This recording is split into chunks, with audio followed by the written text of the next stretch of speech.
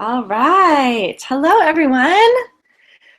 Welcome, welcome. I'm so excited that you're here. Thank you for your patience. I had a couple technical difficulties, but we're here. Yay! We're here for Feminine Archetype Activation. And I just have to say, I am so stoked because I've never done anything like this, but I work with these archetypes with my private clients. And so I'm so excited that I get to support you today in awakening these three very important feminine archetypes. I consider them goddesses within each and every one of us because they are important, essential, vital if we want meaningful success in our life. And I'm going to be talking a lot more about that, but just want to say thank you and express gratitude for you being here. I know we have busy lives and we've got a lot going on and many, many choices of where we could be right now. And you chose to be here with me. And for that, I am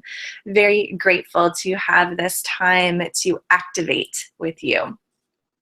So I'm just going to do a check-in and say hello to everybody in the webinar room and give people a few more minutes to join. We have Elizabeth here and Marianne. Welcome, welcome, Canada and Wyoming. Exciting. If anybody else is in the room. Oh, I see Ruth. Is this Ruth that I know? Ruth here in Las Vegas. Love to hear from you. Ruth, let us know where you live. And then we will just let people trickle in and I'll be going in and out, welcoming people because that's how I like to do it. I really want this to feel like a sacred community. Oh, Ruth from Atlanta. Oh, awesome. Welcome, Ruth. Nice to meet another Ruth. So glad that you are here. So, feel free as we go through this sacred activation process as I share with you a little bit more about each of these archetypes so that you can figure out, which ones do you really need to awaken and connect to more in your own life, and which ones maybe do you need to kind of like let go of a little bit. It's going to be a whole process for these next few minutes that we're together, this hour and a half. I kind of like to leave things open to flourish, but I promise we will not go past an hour and 45 minutes. And this is being recorded.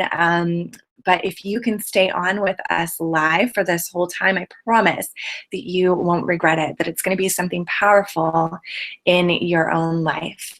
So I want this to be interactive, right? So if you have something come to you, chat in the chat box. If you want to just ask me a question, feel free, interrupt.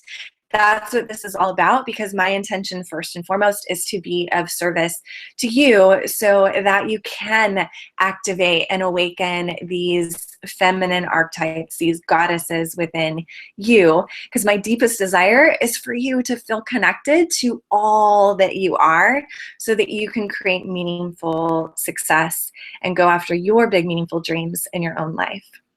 So please feel free to chime in.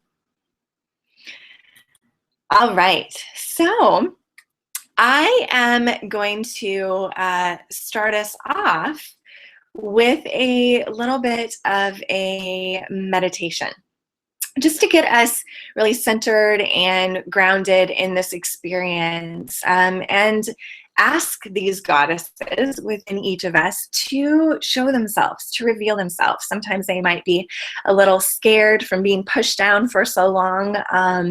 And so I just want to ask them to come forward and to join us and to reveal themselves to you so that you can really welcome them into your full being.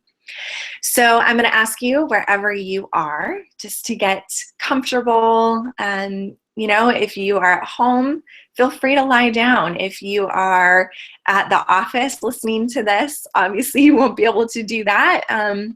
But maybe you can just kind of take some deep breaths, really focus in your chair, whatever that looks like for you. It's really important for you to make yourself as comfortable as you can so that we can welcome in and begin this activation. Okay, so wherever you are, just close your eyes. Really getting present to your body, present to the room that you are in.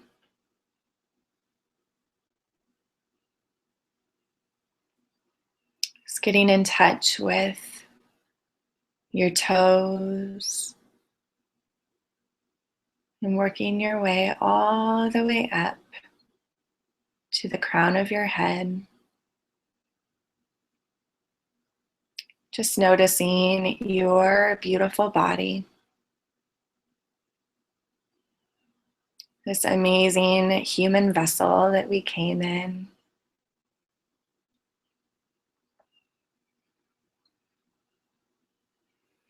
And let's take a deep breath together, breathing in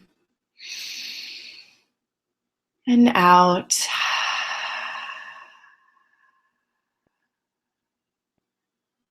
Feeling a little bit more comfortable, just letting go of anything from your day so far.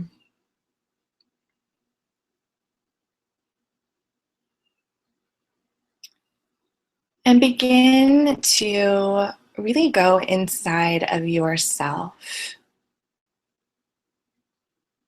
Get connected to the self within this physical body.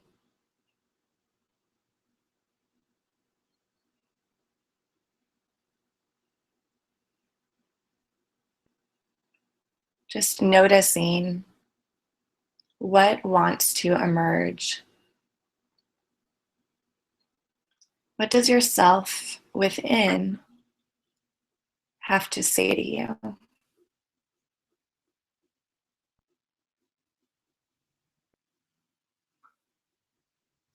And remembering that you have multiple selves within you, multiple goddesses, multiple archetypes. And just acknowledging all of those different parts of you.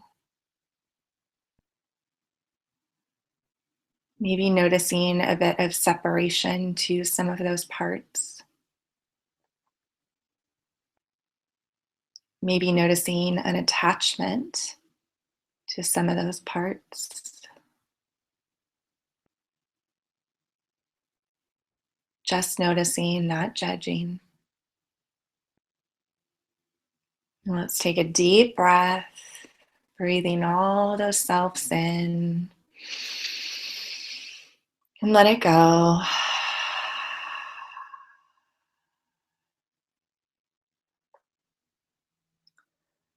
Now, we are going to ask your playful child self to come forward. That young spirit inside of you, your inner child.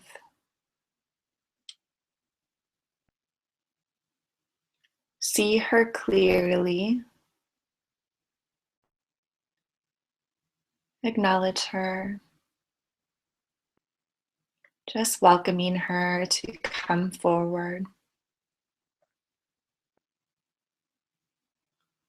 Noticing what she looks like. Maybe she's a young version of you when you were a child. Or maybe she is someone different.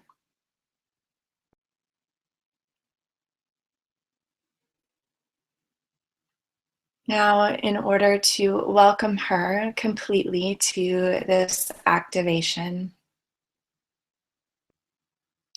open up your arms and ask your playful child to come and give you a hug.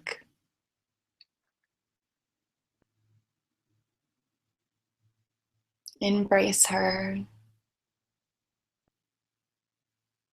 and tell her thank you so much for coming to play with me today.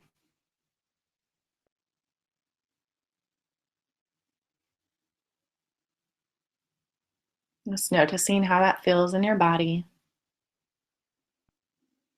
Take a deep breath in and out.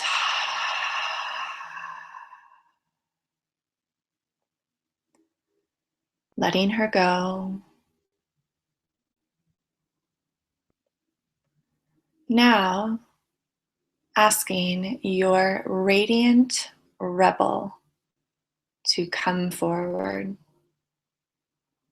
Your radiant rebel.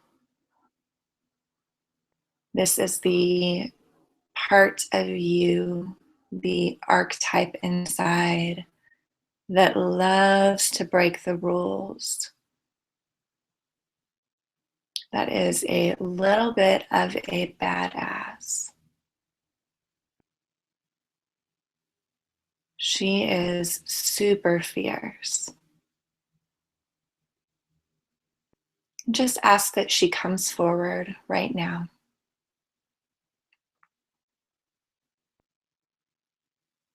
Noticing what she looks like.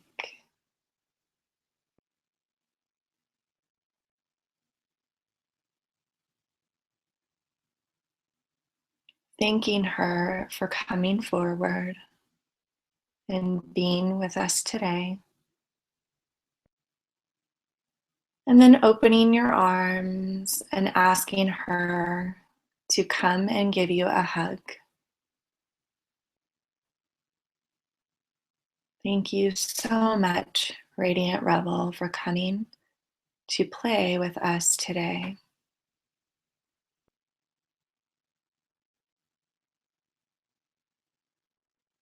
Now letting her go, noticing in your body how it felt to welcome in and embrace your Radiant Rebel. And now let's just take a deep breath, breathing in and letting that go.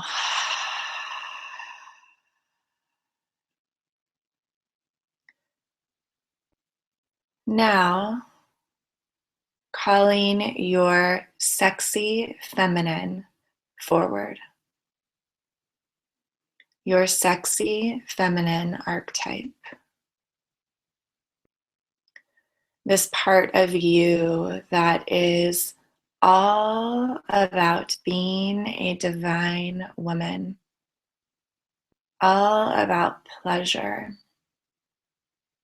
attraction, creation, beauty. Asking your sexy feminine to come forward, letting her know it's okay. And just noticing what she looks like.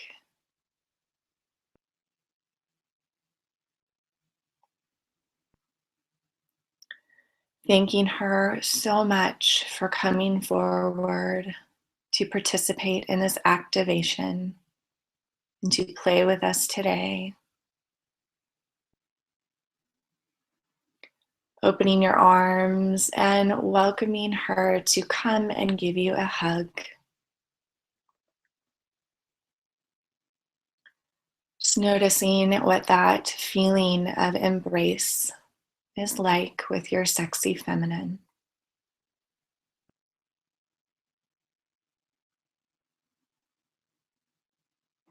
And then letting her go. Let's take a deep breath in and out.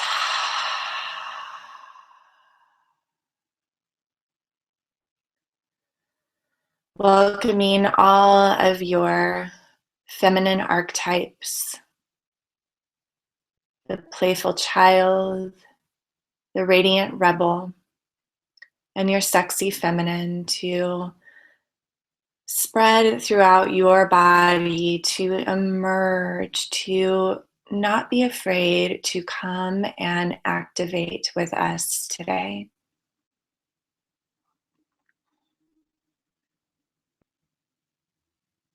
Thanking them one more time. And then acknowledging yourself for showing up on this live stream. Honoring the importance of getting in touch with all sides of yourself.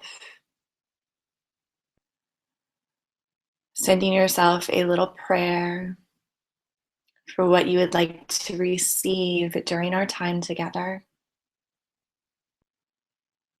And trusting that you will receive that.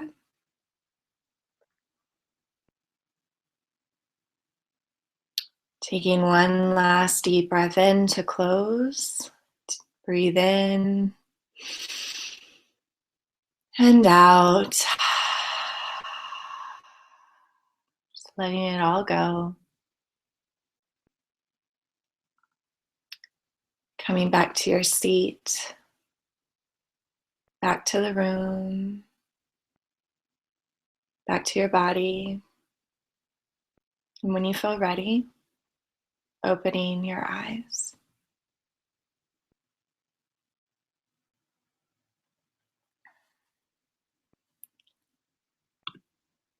All right, lovelies. How was that for you? I would love to hear anything that you have to share in the chat box. And also specifically, which feminine archetype do you feel most connected to? Is it your playful child? Is it your radiant rebel? Or is it your sexy feminine? I'd love to just kind of get a poll here of what we have in the group that we most identify with. And then any ahas, I'd love to hear that from you as well. And I see we have somebody new joining. Welcome, Shelly. Would love to hear from you, Shelly. Where do you live? And we are joined by Ruth and Elizabeth and Marianne. So thrilled to have you ladies here. So please, I would love to hear from you. What feminine archetype do you identify most with?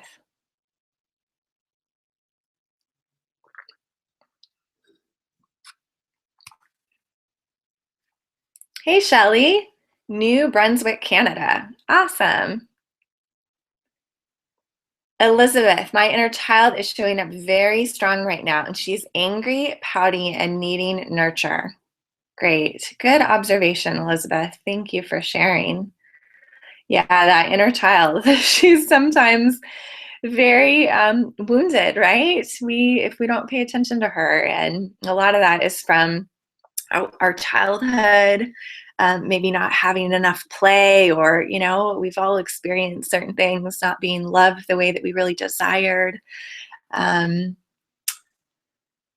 Shelly, most connected to inner rebel lately. Okay, great. And your inner child is sad. Yeah, wow, lots of sad inner childs today, angry. Ruth goes between rebel and sexy that you feel most connected to, okay? Marianne, I'm closest to my playful child, but she tends to hide from others. Okay. And Shelly, not very connected to sexy pleasure aspect. Got it. Okay. So it sounds like there's a lot of inner child here today, which is super interesting. And a little bit, Elizabeth and Ruth, you've got the rebel Shelly and Ruth, you have the rebel that is showing up as well. Ruth, I'm 50, so feeling the freedom of not really giving a fuck. I'm just going to say it. We like to cuss here about society norms. That's awesome. Awesome, Ruth. Elizabeth, well, my playful child is the radiant rebel.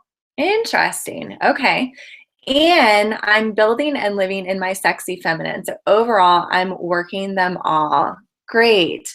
Okay, good. Thank you guys so much for sharing. That's wonderful. And for being vulnerable and honest. It gives me an idea of kind of what we're feeling today and where we're at. And the whole purpose of this live stream with you today is to activate all of them, right? And that is super important, because if not all parts of us are activated, then we are going to lack meaning in certain areas of our life. Why? Because if we are shoving ourselves into one little box and we're kind of subscribing to, one way of being, or one of our archetypes is really taking over, we're not going to have that full, huge soul that is longing to be discovered inside of us. And each of these archetypes plays a very specific role depending on what moment we're going through in our life, what season. And sometimes we can get stuck in one certain one. And so what my intention is to really open you up to get in touch with all of them and to know when you should call one of them forward and when you might need to tell one of them to shut up, right? But they all need attention. So that's really, really important for us to understand. Okay, so awesome. Thank you guys so much for sharing, and keep chiming in the chat box. I love to hear from you and really want to know, how you're feeling about what I'm saying. We all learn and grow together. So this has been my experience and what I've learned and how I've helped my clients really open up to the full potential for a meaningful life within their own life. So know that some things you might take today and really identify with and want to apply to your life, and other things you might say, oh, not so much, and it's all okay.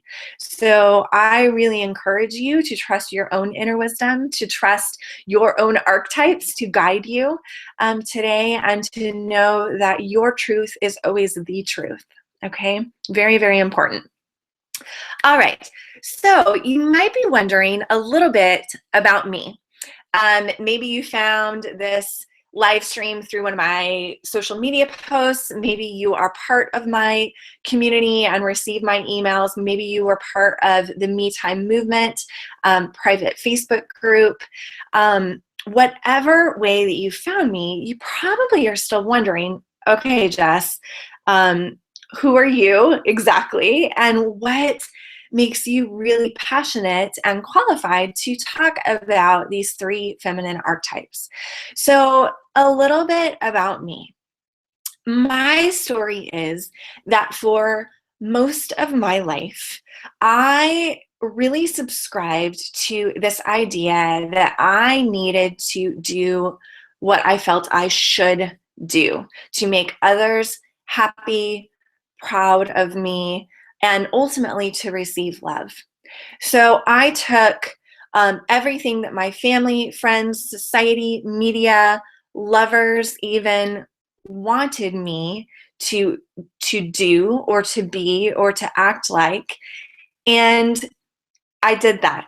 So I basically lived from these expectations that other people had of me. And what's really harmful is that I adopted them as my own. So what that looked like for me was very much a people pleaser. I was the nice girl. I was the yes girl. I didn't know how to say no. I was terrified that if I did say no or I did something to offend somebody, that I would lose love and that I would be all alone. And I went through my life like this for a really long time. And the way that that played out for me was I was a super overachiever. I was on every single board, nonprofit committee. I was plugged into pretty much anything that I could get my hands on and be involved in the community, in my workplace. I was doing it all. Now, what happened was in 2009, what I call my cosmic bitch slap occurred. And some people call this, kind of the dark night of the soul. Mine wasn't quite that dramatic, but it was big. It was what I needed to wake up. And what happened was I went from working in this fabulous job where I was producing celebrity events and working for a luxury magazine publishing company here in Las Vegas where I live. I had a doctor boyfriend, woo, and was really like living this life that I thought was super glamorous. I was, on all these committees. I was like living the dream until, or so I thought, right? Until I went from working this great job, having a boyfriend, to having a major surgery. I actually had a rib removed, had an extra rib, which is a weird, freaky story, to my doctor boyfriend not showing up for Christmas, even though he bought a plane ticket to come and be with me and my family in Washington State. I quit my job, started a new job, and moved all within 2 short months. So needless to say, I did not feel fulfilled in my life. This dream life that I thought I had that was super meaningful all of a sudden came tumbling down, and I was really forced to look at my life. Something had to change. So what I started to do was I started to shed these shoulds.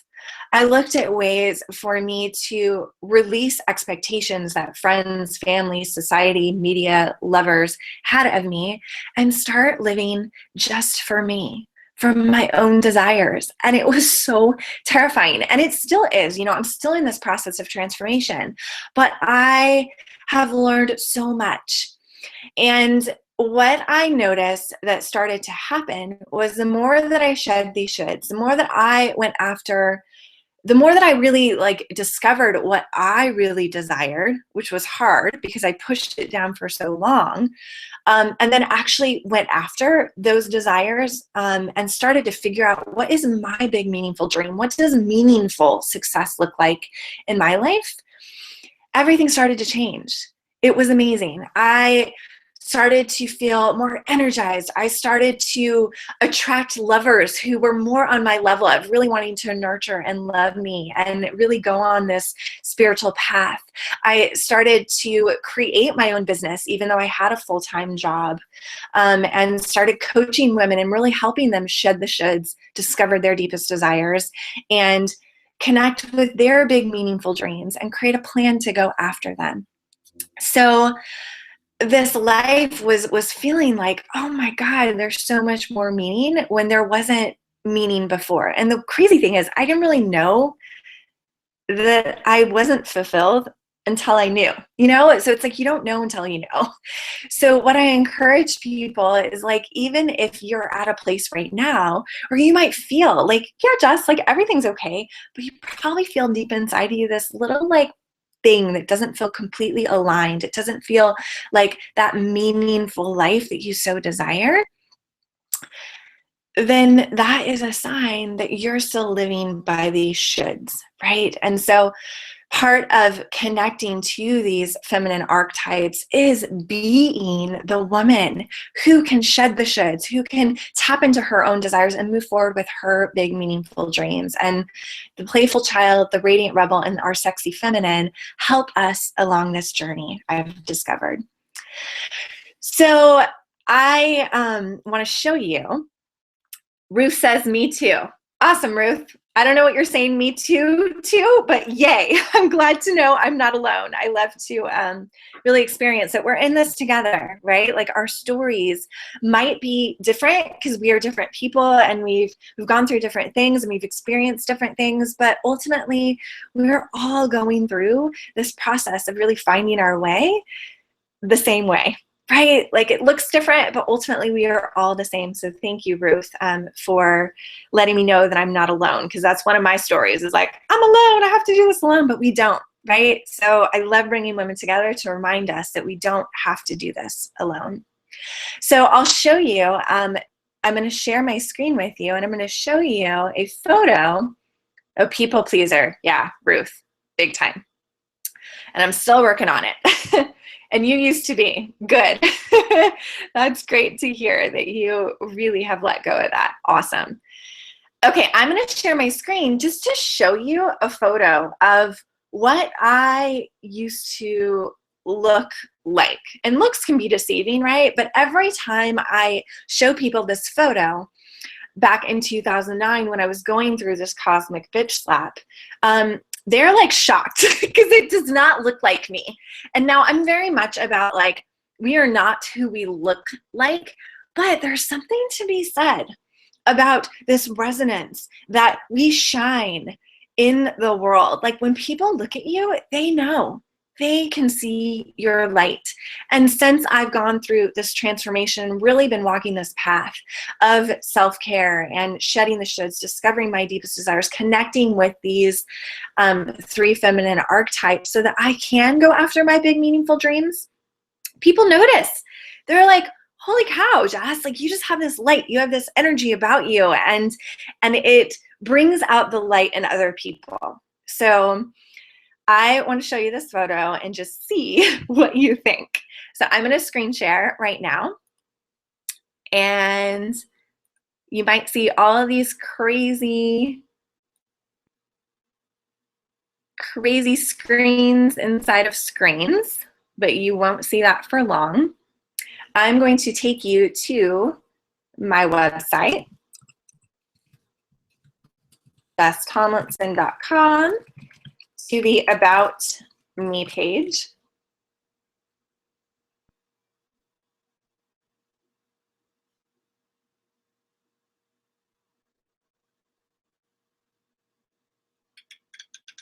And you guys can read a little bit more about my journey. Pretty much most things that I told you about just now, but I'm scrolling to this photo of me that will hopefully pop up. Since I'm screen sharing, sometimes it takes a little bit more time.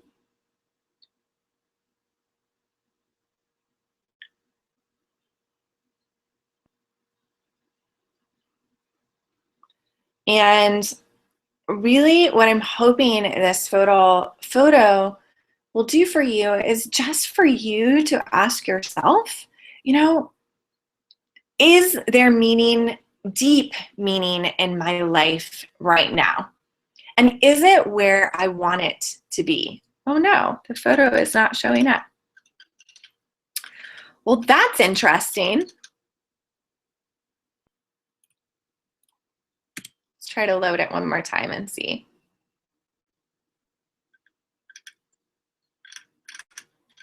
There we go. Okay. So can you guys see this photo? I call it my hot mess photo. This is me, and what's ironic is I'm wearing an I Survived t-shirt, which was actually my boot camp t-shirt. I was really into going to boot camp classes, workout classes at the time, but it's like I survived. I had no idea. Like when I found this photo, you guys, several years later, because again, this is in 2009, I could not believe it. I looked at myself like, oh my God, is that even me? But it just shows me that I thought I was happy, and I wasn't though. I was lacking meaning, and it took my cosmic bitch slap to really knock me into place and have me take a look at my life. So maybe you are feeling similar right now to how I did in this photo.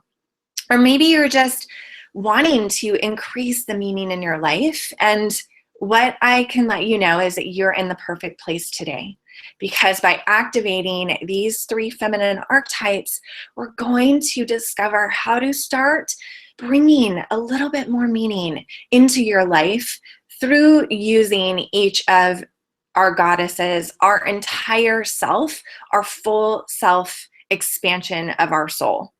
Okay, so I'm going to come back to you. And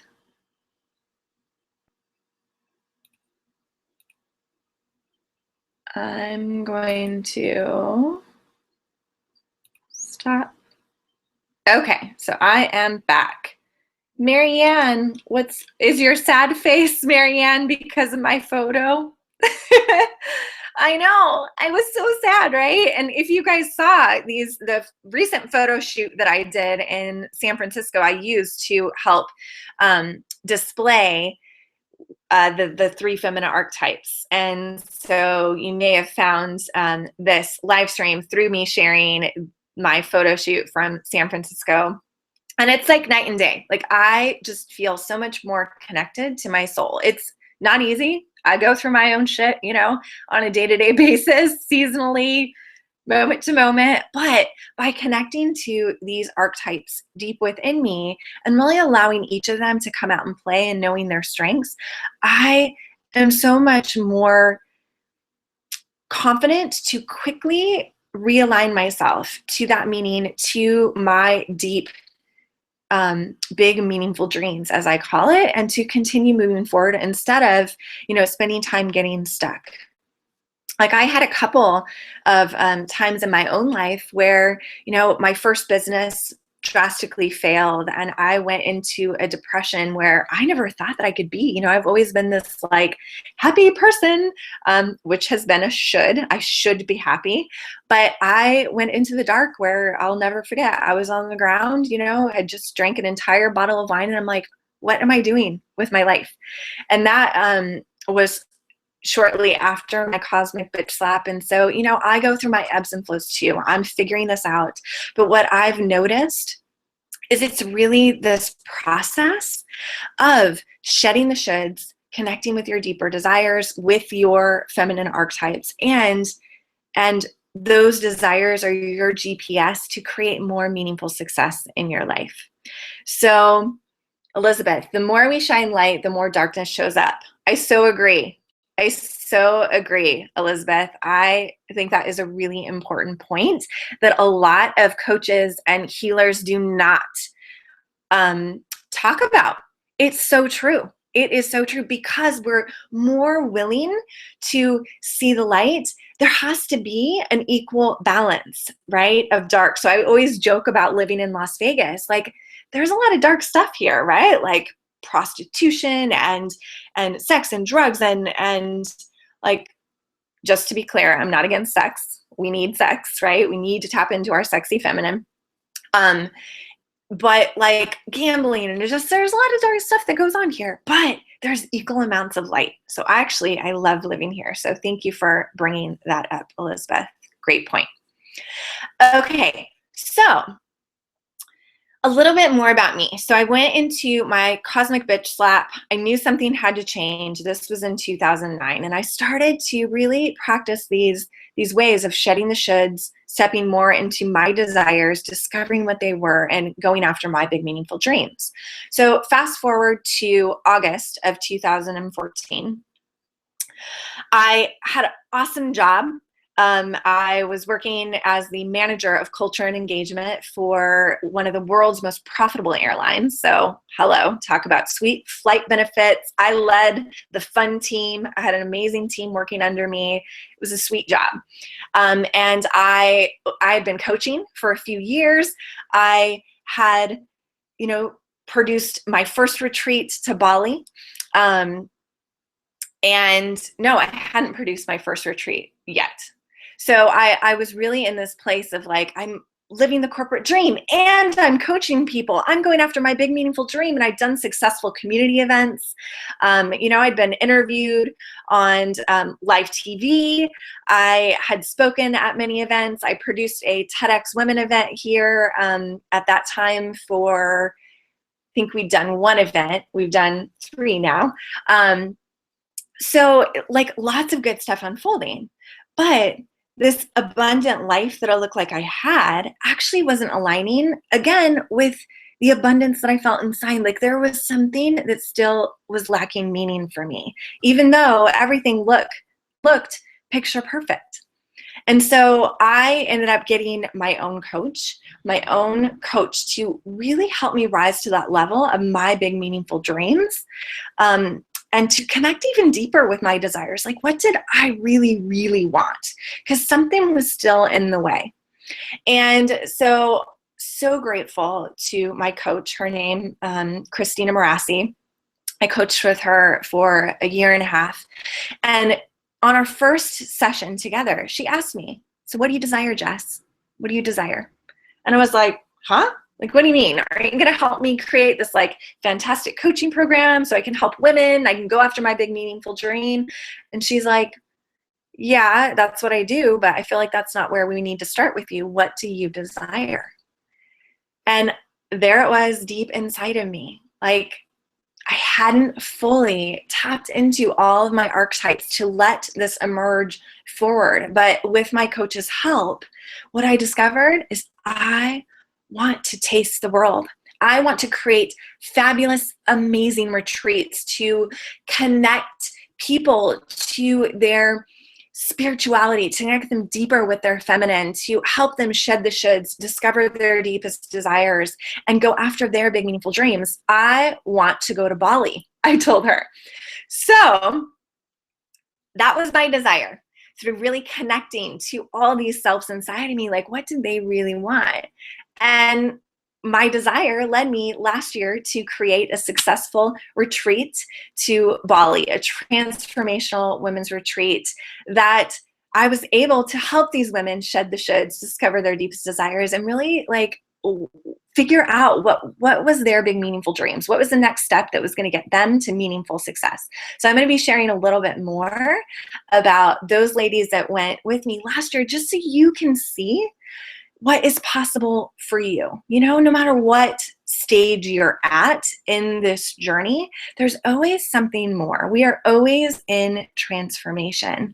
And the important thing is that we keep connecting to these archetypes, connecting to ourselves so that we can move forward, can allow our desires to rise and create more meaningful success in our lives, so that we don't get to a place like I was, where I'm like everything is awesome, but I was denying these deeper desires within.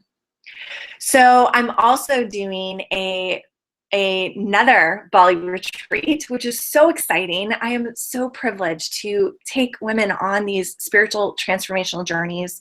An intimate group of women come with me, and I still have a few spots left for this year. So I'm going to be sharing a little bit more about that too, throughout this webinar. So make sure, if you are interested in that, to stay on. And even just if you're not interested in a transformational retreat, or Bali doesn't sound like the right place for you, I still invite you, like, stay on, because you never know what spark of inspiration might come from hearing me describe this journey. Like, what could you create in your own life that is similar to this journey? You know, my intention, like I said, is to just really get you connected to yourself so that you can continue to live this life of meaningful success and live out your full potential. So just wanted to let you know what was coming and tell you how excited I am on this journey of my own life.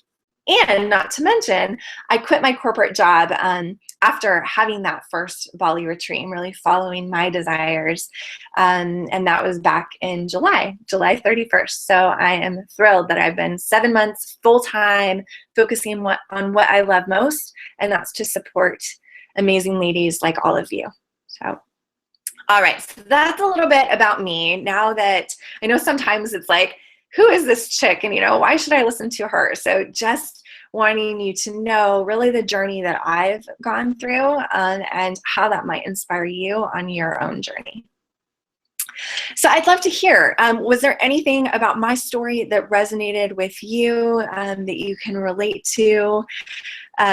Again, like, we're not on this journey alone, right? We're all doing this thing together. And I think it really helps when we chime in the chat box and let other people know that they're not alone, that we are feeling similar things, that we don't have it all together. I never claim to have it all together at all.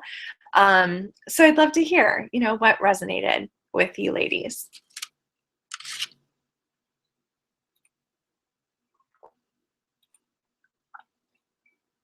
And I see we have somebody new, Nancy. Welcome, Nancy. I'd love to hear from you. Where do you live? Share with us in the chat box. Elizabeth, the dark times and depression. Yeah. Thank you, Elizabeth, for sharing and being vulnerable. Because you know what? We don't talk about tough times. We don't talk about depression enough. Like, this is a very real thing. And we, doctors tend to just say, oh, here's some like medicine, let's go and you'll be fine. Just take these meds.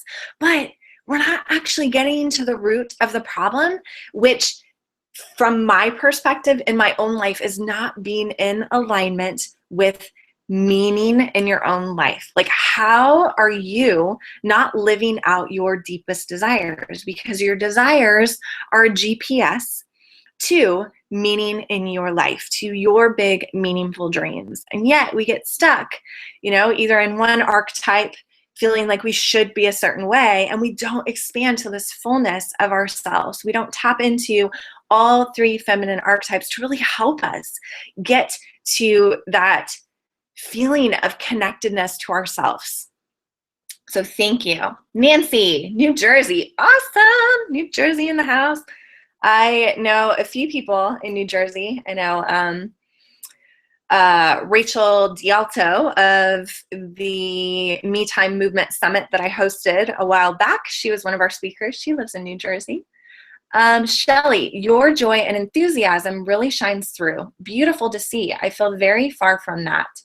Now, have chronic fatigue. Shelly, wow, I just want to acknowledge you because that is really vulnerable of you to share, and it's beautiful because when we connect in that vulnerability, I really believe that it helps release some of where we're at. So thank you for seeing my light, and I know I can't see your face, but I can feel your light just by you acknowledging. This is something big that I teach. Part of shedding the shoulds is acknowledging the pain. You gotta acknowledge it like a little kid, right? You gotta acknowledge it in order to let it go. So I see you, and I see your radiant light. And I'm so sorry to hear about your chronic fatigue. It's gotta be really tough. Ruth, the overwhelming several wine bottles on the floor feeling. Yeah, right? Like we're so in that pain of like not knowing what to do with our pain. We don't feel seen and heard and frustrated and stuck, and like, so we numb it with wine. And don't get me wrong, I love wine, but there was a stage, and there still can be sometimes, where I'm chugging back several glasses and going to bed and the room is spinning, and that's not good. That's a day that I know that I have not shed the shoulds. I haven't connected with my deeper desires. I haven't allowed all of my feminine archetypes to come forward to help me get through it, right? Like I'm feeling like I'm alone and stuck. So thank you for sharing that. That is very vulnerable of you as well.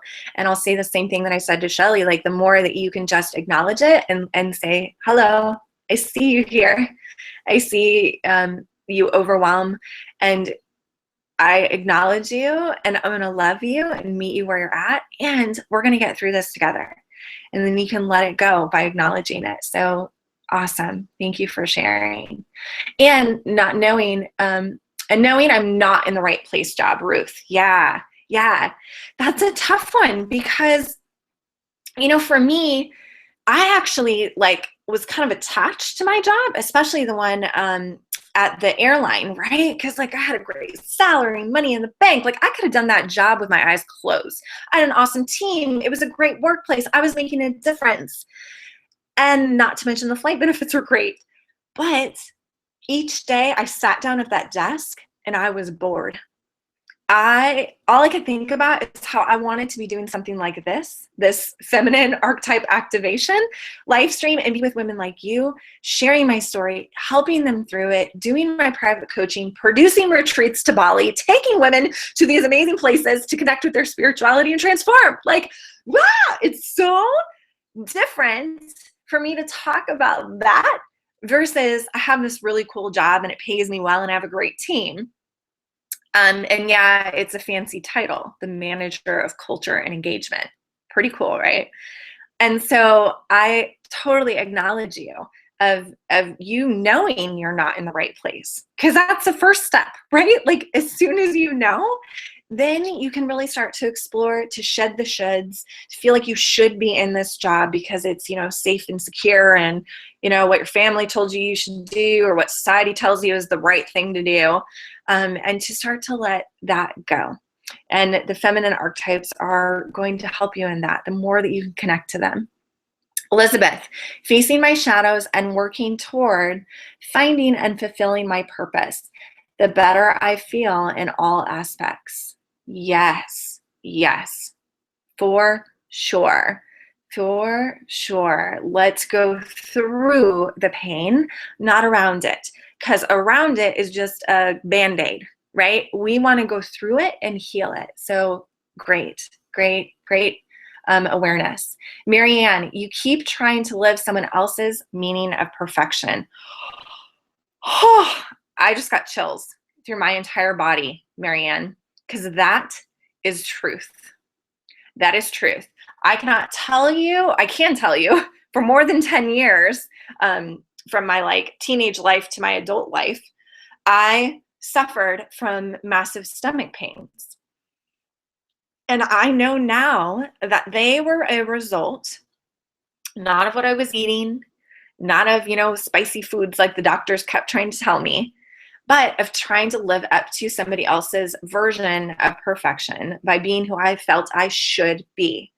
And what's crazy is when I started to shed the shoulds after my cosmic bitch slap and really discover my own desires and move forward with my big meaningful dreams and stop caring so much about what everybody else thought of me and only really caring about what I thought of me, my stomach pains magically went away.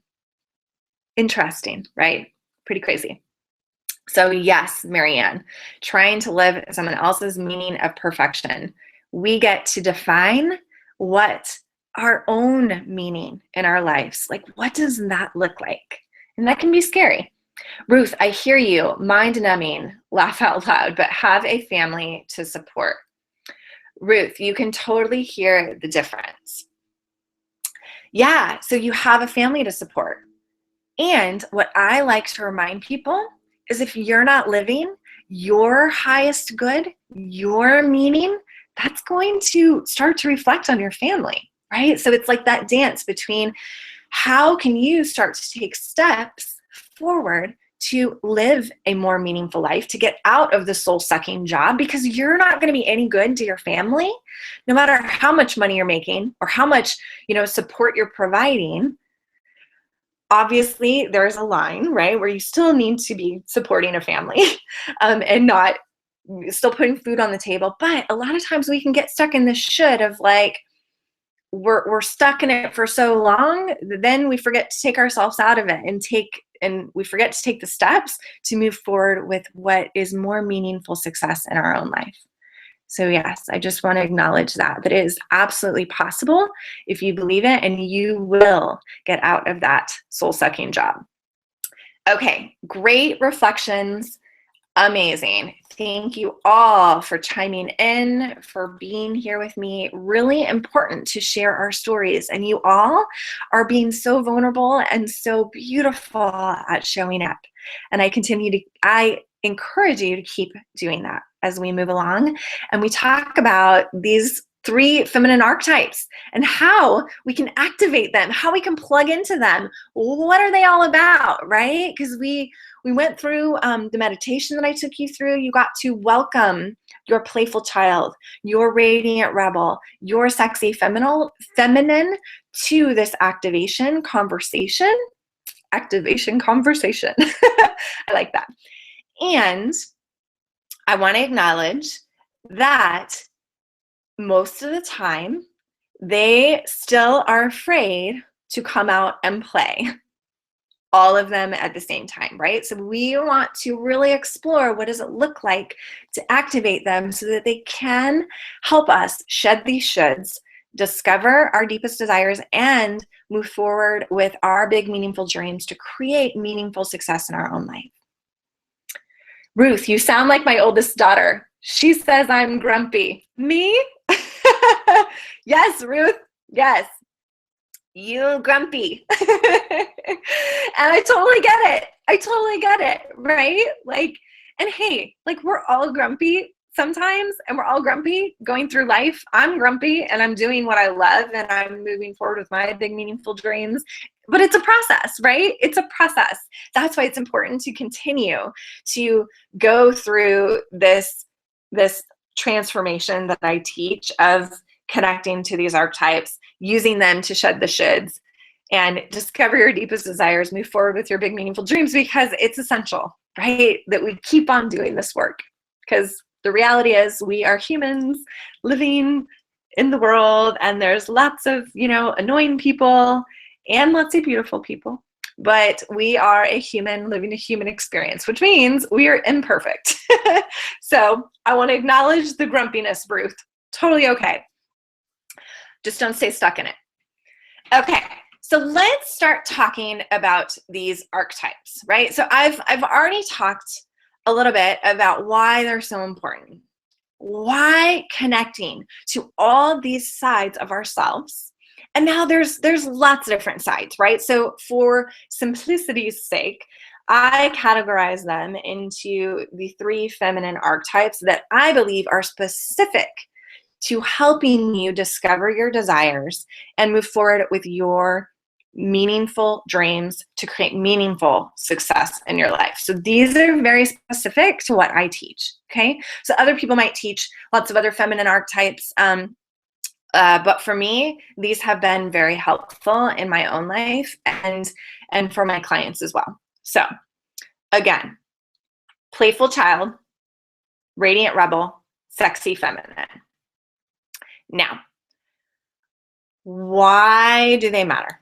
So what is going to be really helpful for us to do is to recall. If you were here at the beginning, I took you through meeting your different archetypes, right? So for you, remember, what did they look like when they appeared? When you imagined your playful child, your radiant rebel, your sexy feminine. So let's start with digging a little bit deeper into your playful child.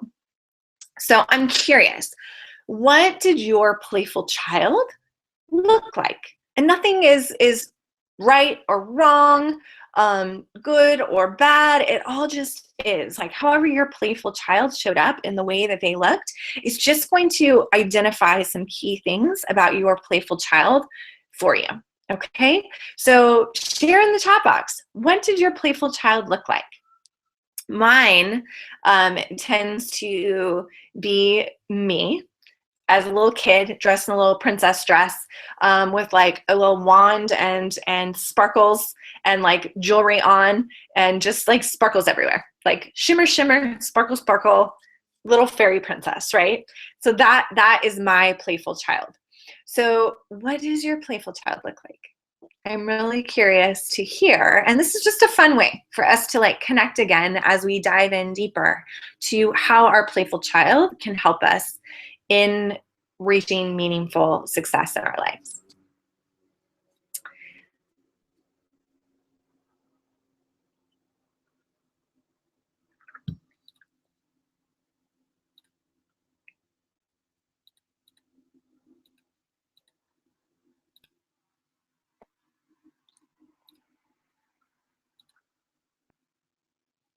So Nancy, Shelley, Ruth, Marianne, Elizabeth, what does your playful child look like?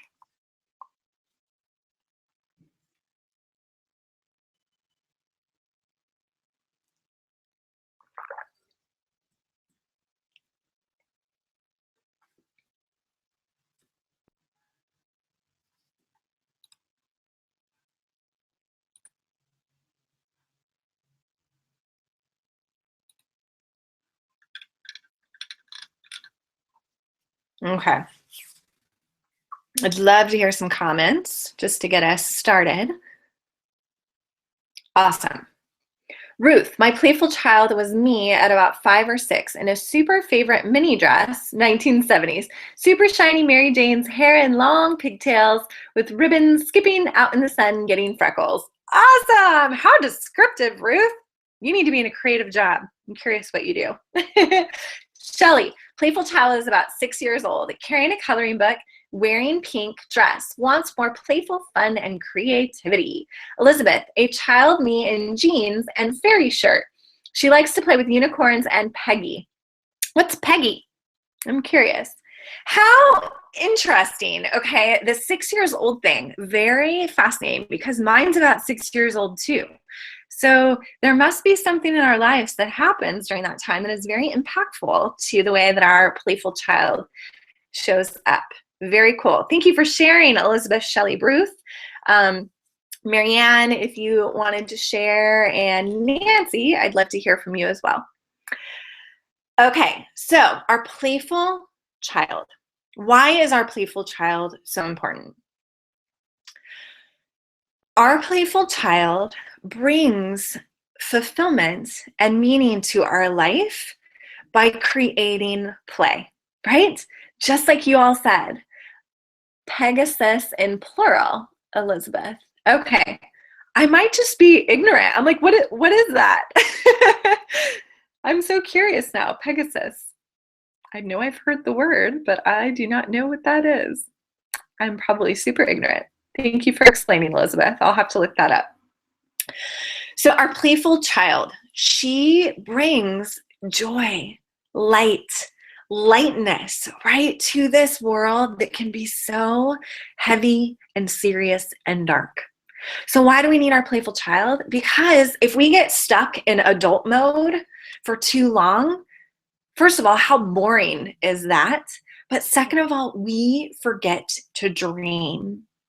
And the magic that is created by connecting with our desires is partly because of our playful child. Because without our playful child, we can't dream. And what's so interesting is many of my clients that come to me have a hard time really dreaming. Like they're so into their corporate job or kind of like all their shoulds that the playful child is maybe a little bit afraid to come out and play and to dream. So what it might look like in your own life is all work and no play. And the horse with wings. Okay, yes, I know Ruth. Thank you. And the winged horse. Great. Ruth and Elizabeth. Thank you. I do know what that is now. And Marianne, her playful child looks like a child with hair flowing free, running through the grass and climbing trees. Ah, yes, right? So that playful child inside of us, she so often gets pushed down because we should be responsible. We should be productive. We should do the right thing. And God forbid that that's about being playful or dreaming. Like, grow up, right? How many of us were told that at a certain point? Like, probably before we were 6, like maybe after we were 6 is that time when we started to feel like we had to face quote unquote reality. We stopped really getting in touch with these dreams inside of us because, we heard family or friends or society tell us that, get your head out of the clouds. That's really sweet, honey, but, we want to be realistic. How many of you were told that? So we stop dreaming. We put our playful child aside, and maybe she comes out when we go to Disneyland or Disney World, and that's about it. Maybe we have little moments where we feel totally connected and free and playful, where we're dancing around our living room. But a lot of times we lose connection to her because of this that we should get our head out of the clouds and just be an adult and grow up.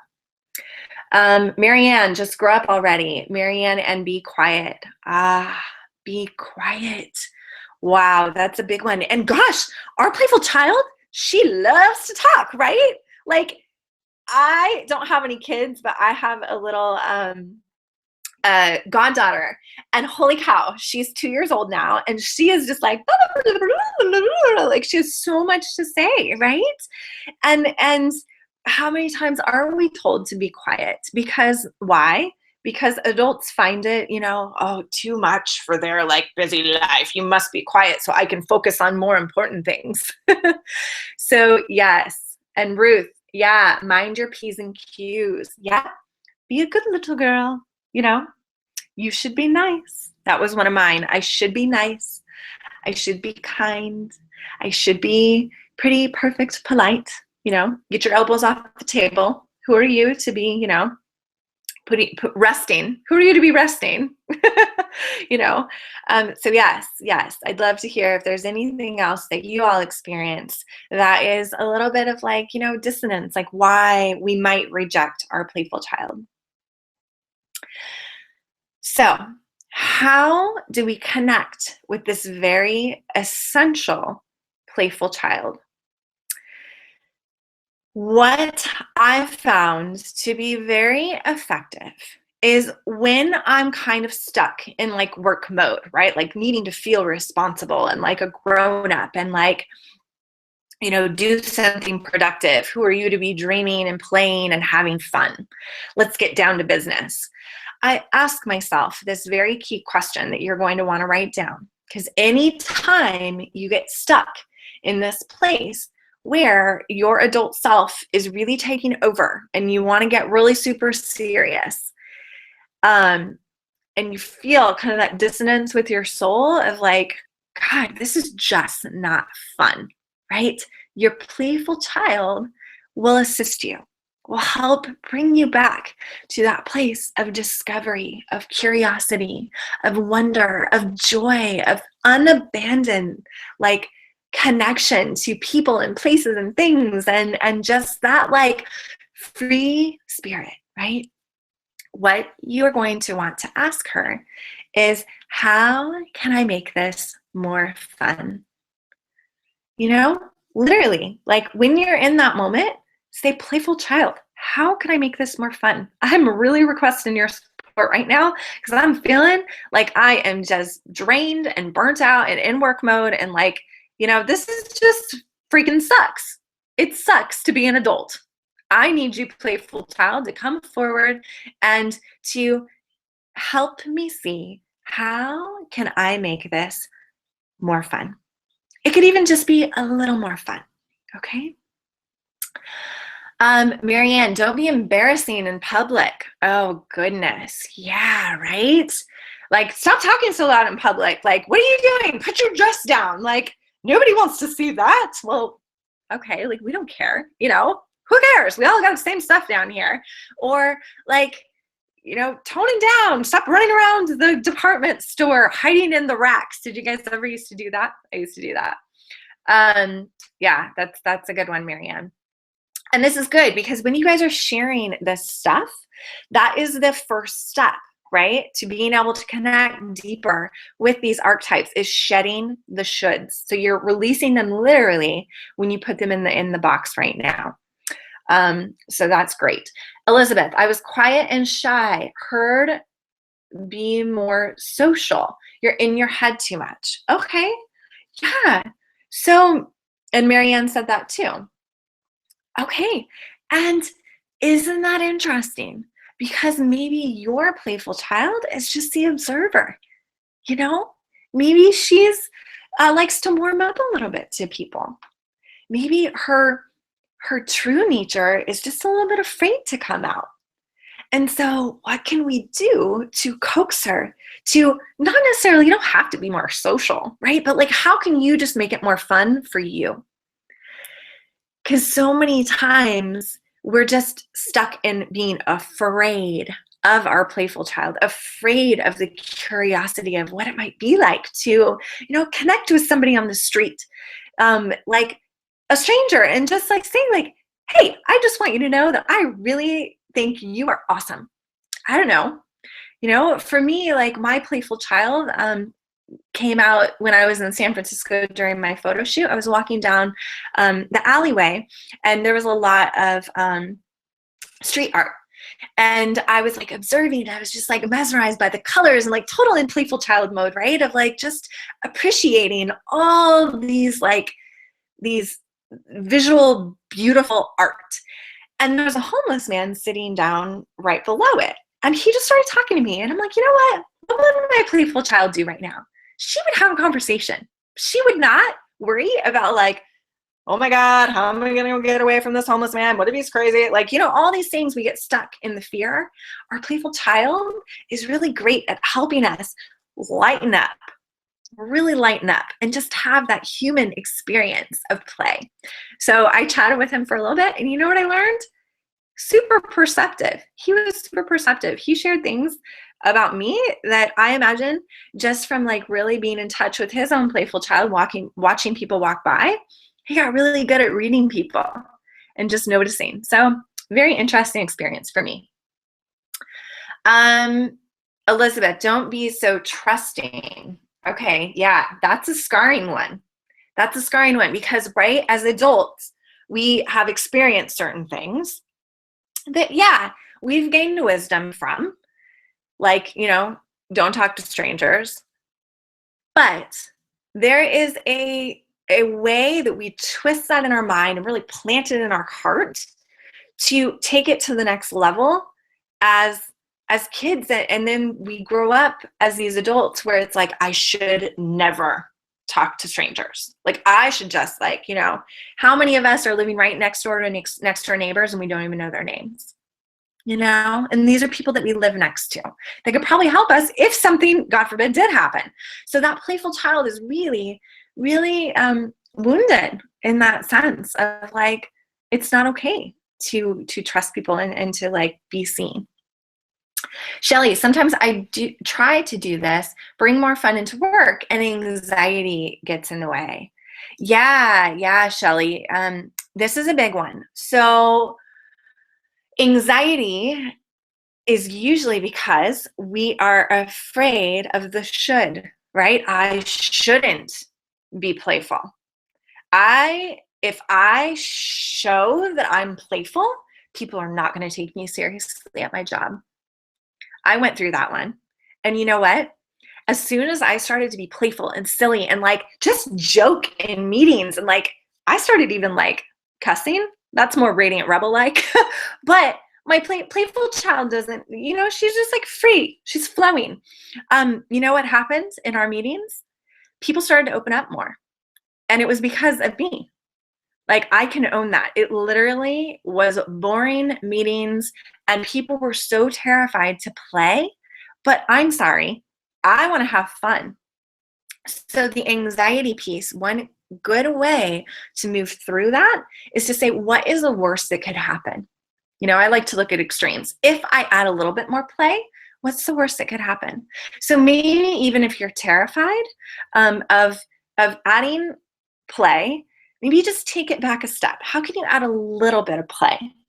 Like, how can you maybe just even like make a joke at a meeting? Or like, you know, laugh. Or make light of something. You know, just one small way that you can start to build up that trust in yourself that the playful child can come to play, even in work, especially in work.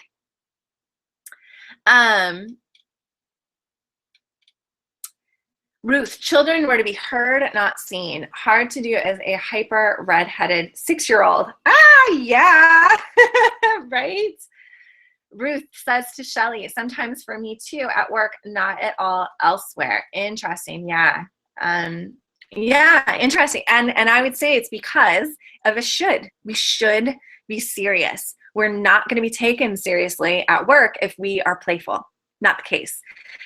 I forgot to mention a very clear way that I knew bringing my playful child into work was actually beneficial was I got promoted twice and I really did nothing.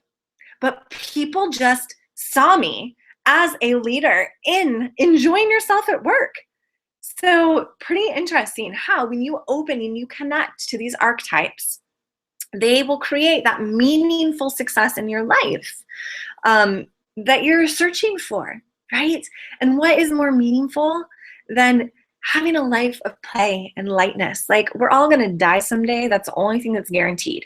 And are we on our deathbed going to say, I wish I was more serious? No, we're going to say, I wish I played more, right? Yes. Okay, Elizabeth, my playful child is full of observation, wonder, and curiosity. Yes, I love that, Elizabeth. So one thing that my coach guided me through that I thought was so cool is anytime that we were kind of perplexed about something or feeling stuck, just to say, I wonder what would happen if. That is a playful child, right? The curiosity, the dreaming, like even just wondering, like kind of takes away that anxiety. It puts a sense of relief on showing you what could be possible. So I love that.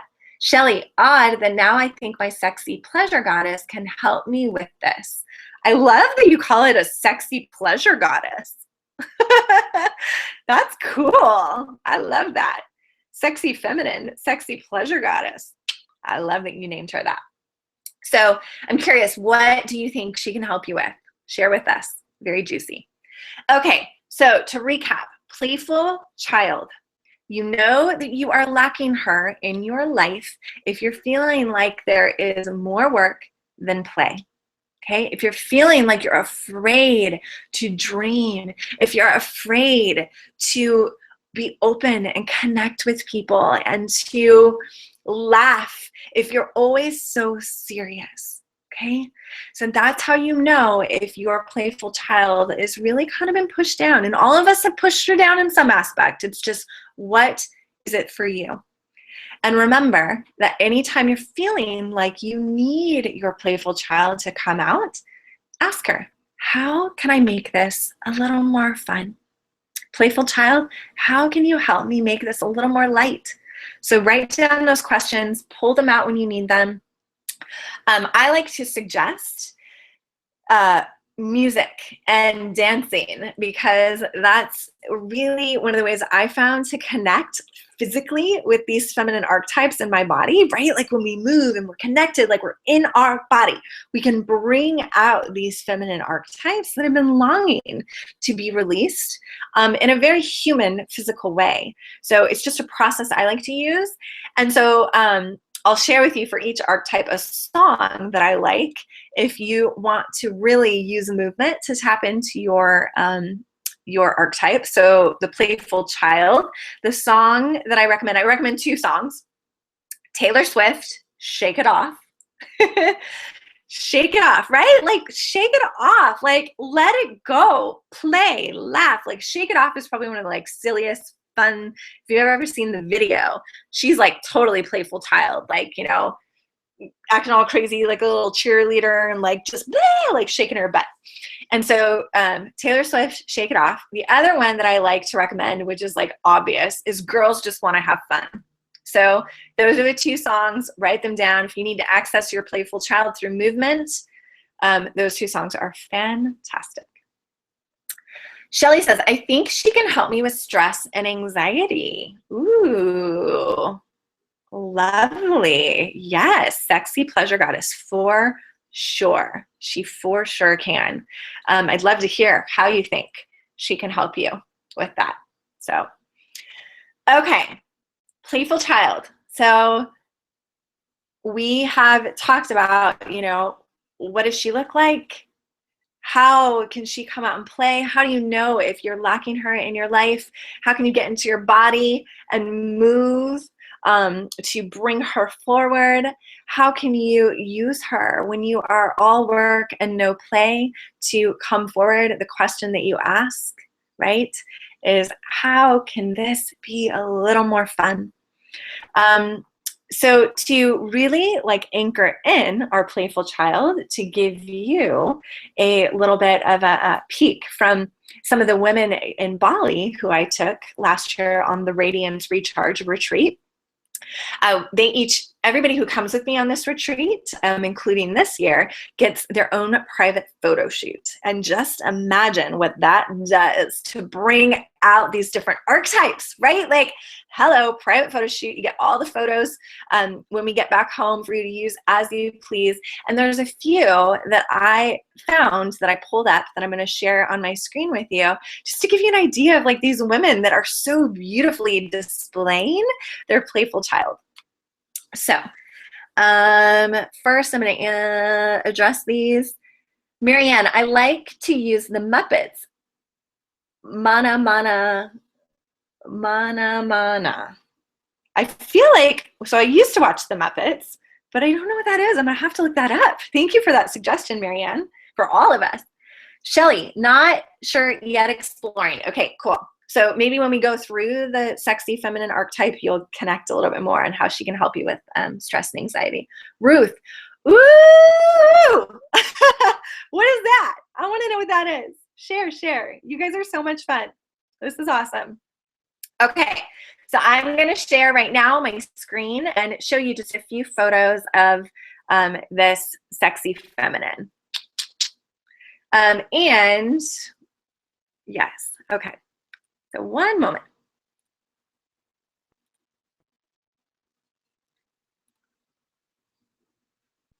Alrighty, so you should see a bazillion boxes. And now we're going to go to my desktop and I'm going to show you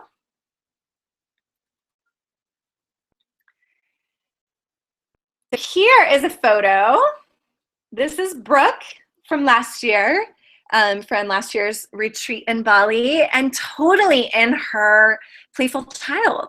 Like, she got so creative with her photo shoot. She actually set up, this is an outdoor bath that she had in her villa, which, yes, we have outdoor showers and baths and just amazing villas that I rent for all the ladies.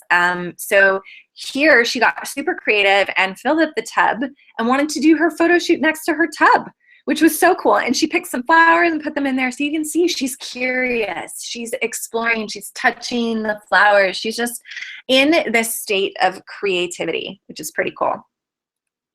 So Brooke was super good at tapping into her playful feminine. Here's another one of her on the beach. And I just thought this was so beautiful. Like, look, she has dirt on her chest. She has a shell that she picked up in her hand. And like, look at that big smile. Like, she is just totally playing and having fun. Like, she definitely went all in tapping into and embodying her playful child during this photo shoot and really during the retreat. She was just so full of joy. So, and then another one that I actually think, you know, actually I'm going to save that. I'm going to save that for the sexy feminine. Okay, so I'm going to go back and come back to you. Photo shoots, Ruth. Yes, photo shoots. Amazing. And I hire the most amazing photographer from Australia. Her name's Nora, and she's just like a sister. She follows us around on our excursions, so we don't have to bring our phones and take photos. Like, we can just be, right, with the playful child and explore. And then each woman also gets their own private photo shoot. You saw that some of the ladies did them in the villa last year and on the beach. So there's options for beach photo shoot or whatever your playful child desires to bring forward. Super fun. Okay, so let's move on, shall we? Let's move on to our next feminine archetype, number 2, our radiant rebel. Okay, so the radiant rebel is one that, I'm just so in love with her right now, mostly because I need her, right?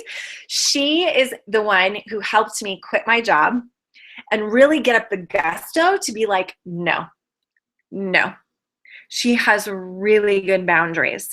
And to like make the fierce decision to quit and just move forward with what I really want. And so your radiant rebel is like a little rough and tough, right? She's like got on the boxing gloves and she is ready to fight for you. She is ready to do what it takes to make your life more meaningful, no matter what it takes. Obviously, we don't want to commit any crimes here, but sometimes we got to get a little down and dirty. And what does that mean? That means shedding the shoulds of like, I should be in this corporate job. I should be the nice girl. I should be polite. I should be quiet. I should, whatever it is for you. The Radiant Rebel really helps us by like taking action and drawing boundaries. That is her gift. So let's remember from the visualization, what does your Radiant Rebel look like? Mine, I have a really interesting look for my Radiant Rebel. Another thing that you could call the Radiant Rebel is like your fierce feminine, right? Like the feminine has all different sides. This is why we're talking about all three of these feminine archetypes, because many times people will put feminine archetypes into a box and they'll say like, she's this beautiful goddess that's like floating around, and like, yeah, that's definitely one of them. But we forget about this kind of like darker side, really, and we need her. We need her to like be that fierce for us. So what does your Radiant Rebel look like? Mine, this is so cool. So I actually went through this exercise with my coach when I did a private intensive in her home. I lose track of time, a while ago. And I was having a really hard time accessing my anger. And I'm really good at the playful child. I've always been good at her. She is just there. She's easy for me. What is not so easy for me is the Radiant Rebel, is tapping into that fierceness inside that's like, hell no. And so my coach noticed this, and I was actually going through a breakup at the time, and everything is connected in our lives, right? Our meaningful success is connected not only to our job, but also to our relationships, to our health, all of that, to our spirituality. So for me, relationships has been a huge teacher in my own life. And when I was going through this breakup, not that long ago, I needed to access that Radiant Rebel inside me. I needed to tap into my anger in order to not only release it, but to see what she could do for me. So she showed up as this beautiful, fierce, striking, sparkly, black winged like angel, pretty much. But here's the kicker. She had a gun. I don't even like guns, okay? But she had a freaking gun, and she liked to shoot things like birds just because it was super pretty to watch them explode. Talk about like Radiant Rebel, right? Like she didn't care. She just wanted to have fun with her gun and be her badass self. So we need that side of her. And what happened when I allowed her to come up is I not only released that anger, which was so important to release, but I got clear that I actually needed to get angry at my ex for breaking up with me so rapidly. I was supposed to move to San Francisco where he lives. And he, after 7 days after I quit my job, I went to go stay with him for 30 days, not to move yet, but to stay with him. And 7 days after, he abruptly broke up with me. So you can imagine, I was very like wounded. And my playful child was really good during that time at coming forward. She was like, oh, whatever, don't worry about it, it's fine. Like playful child is really good at seeing the positive, right? And just like, see, like what's next? But what I was not so good at was the Radiant Rebel. And so by tapping into her, I got clear that I actually needed to tell him how angry I was. And this was blocking my meaningful success. It was blocking meaning in my life by me not telling him this. So I did. I got on a Skype call and I let him know. And you know what happened? He said, I am so sorry, Jess. I'm so sorry. And then that was it. That's all my Radiant Rebel needed to hear. It was to be validated in that sense. And she had to come forward and get angry. So I'm just sharing this with you as an example from my own life of what your Radiant Rebel can do for you. Okay, Shelly, dressed in leather. Oh yeah, has a few tattoos. Kind of tough looking, a little wild, looks sort of grumpy. Yes, because she doesn't give a crap, right? She's like, nah, whatever. I'm grumpy and I don't care what people think. Elizabeth, she's a goddess warrior like Athens, Xena, Celtic goddess of war. Oh yeah, she's an archer. Totally. Riding a black war horse. Sometimes she's like a super heroine. Awesome. You guys are so creative. Marianne, dreadlocks and leather. Hell yeah, girl. I love that. I love it. Elizabeth, my weapons have to be more up close and personal. Whoa. Bows, swords, daggers, staff. Oh, yes. You can like get in there, right? Like, how interesting, right? These parts of us are deep inside and we need her. We need her to come out, right? Like Kali, the goddess that's like all about destruction. But you know what's beautiful about destruction? Destruction is transformation. We've got to destroy stuff like our shoulds in our life in order to rise up with our deepest desires so that we can move forward with more meaning. So yes. So how do you know? How do you know if you are not fully activating and in touch with your radiant rebel? These are some ways. You're afraid to speak up. You are afraid to draw a boundary, okay? You just say yes, yes, yes. And even though you feel this burning thing inside of you that's like, hell no, but instead it just comes out. You only do for others instead of taking care of you.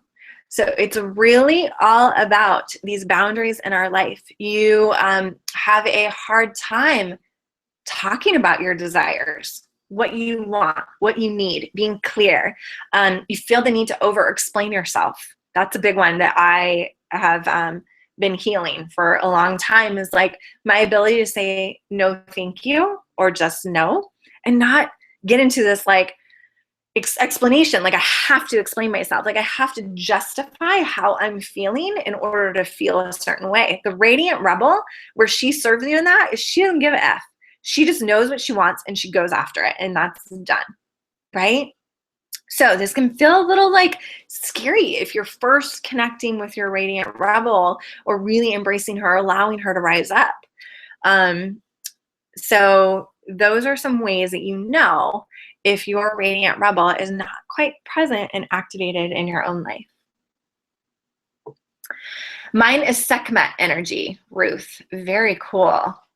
Sekhmet. Sekhmet is the she's like the Egyptian like cat woman, I think. I'd love to know that. We have a goddess temple here in Vegas, and Sekhmet, she actually got stolen from the like little temple, but I'm pretty sure Sekhmet is like the goddess of that temple. Shelly, there's a kind of dark side to this. I'm struggling with a victim. Self-pity life is not fair side. She rebels against giving where it's being called for. Yeah. So good point, Shelly. So that's why all three of these feminine archetypes are necessary, right? So if your radiant rebel is dominant and you're really tapped into her and she has a hard time sitting down when maybe your more gentle, playful child and sexy feminine needs to emerge, you're going to have a hard time feeling compassion and connecting with people, okay? So yes, our radiant rebel is very, very necessary, but if she runs the show, you're just gonna be a bitch, okay? And I ask you to release what other people think when she does need to step forward, okay? So it depends for everybody. You know where you're at. Ruth, she's the lion. Yes, lion. Thank you. Lion-headed goddess, Eye of Ra, protector of Ra. There is a temple to her out in the desert near Vegas. Yeah. Did you hear me just say that? How cool. Yes. That is so neat. I love it. Yes, and I have been to that goddess temple. Very cool. And where do you live again, Ruth? I'm going to scroll down. Ruth. You are in Atlanta. Cool. Ruth, how do you know about the temple in Vegas? I'm so curious about that. Okay, loves. So Anything else you want to share about your Radiant Rebel? Anything you want to release about her? Any support you need from me? Please share that in the comments. And while you, okay, first, how do you access her? The question is, how can I be like a fierce mama bear in this situation for myself? Okay, so when we have mothers, we have the fierce mama bear, hopefully. Hopefully we have that kind of mom that when we were little protected us and went to bat for us. Maybe not when we get a little bit older and she started like teaching us all these shoulds, right? But imagine that you are this adult now, right? And it's time for us to be our own fierce mama bear. Because let me tell you, nobody else is going to do it for you. Okay, so when it comes to a time where maybe you're having like a little hard time of like, God, I wasn't treated so well at work, or maybe and you want to speak up about it, or maybe you do want to quit your soul-sucking job, or maybe you do want to have a conversation with your partner about the way that they are treating you or your desires even. How can you be a fierce mama bear for yourself and ask your Radiant Rebel to step forward and do it for you, right? And the key here is that your Radiant Rebel is really good about not giving an F about what other people think. And we need that when we're stepping up and moving through these fears, shedding the shoulds, going after our deepest desires. Because if we just stay in playful child mode, she's like, whatever, I can flow and I'm flexible and go with the flow, right? Like our playful child doesn't really care.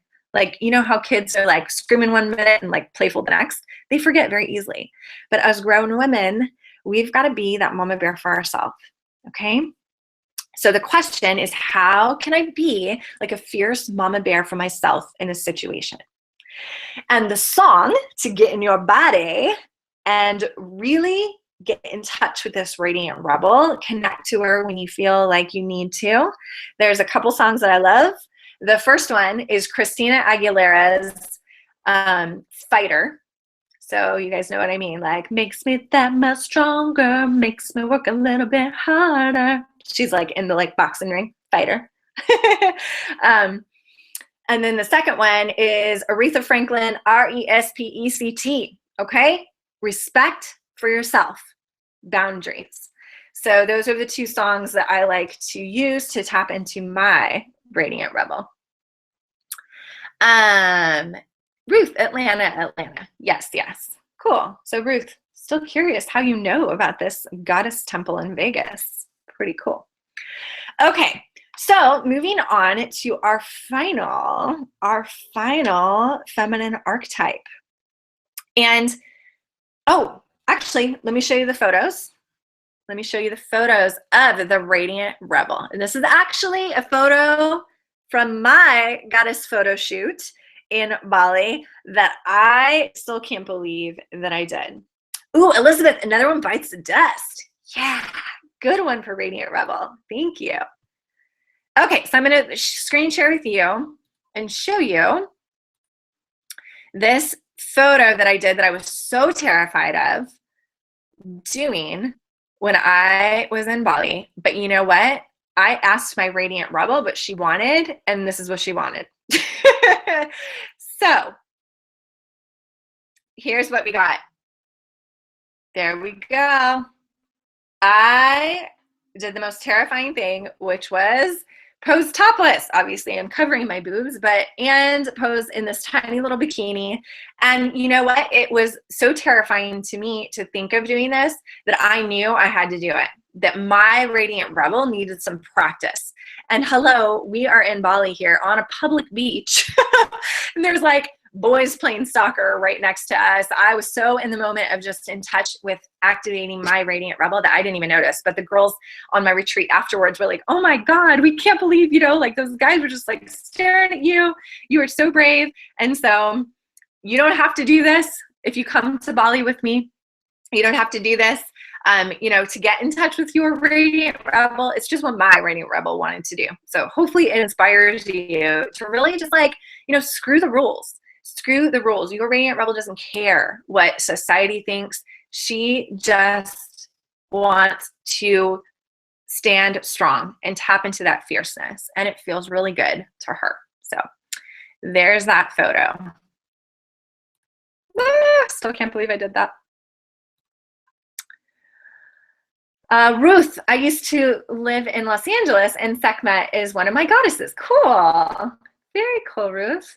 Shelly, I am thinking there are two aspects to this, a radiant rebel and maybe an unprocessed pain rebel asking for healing. Yes. Yes, for sure. So like the radiant rebel definitely can come out as that goddess inside of you that's wounded, with the fierceness, right? So there's definitely a difference between staying stuck in the radiant rebel of like, you know, screw it, because that's not where meaning comes from. That's not where meaning comes from. Meaning comes from being able to take a strong stand for yourself with the radiant rebel when you need her, and acknowledging her pain through shedding these shoulds, through telling her, you know what, I got this. Today, it's not you.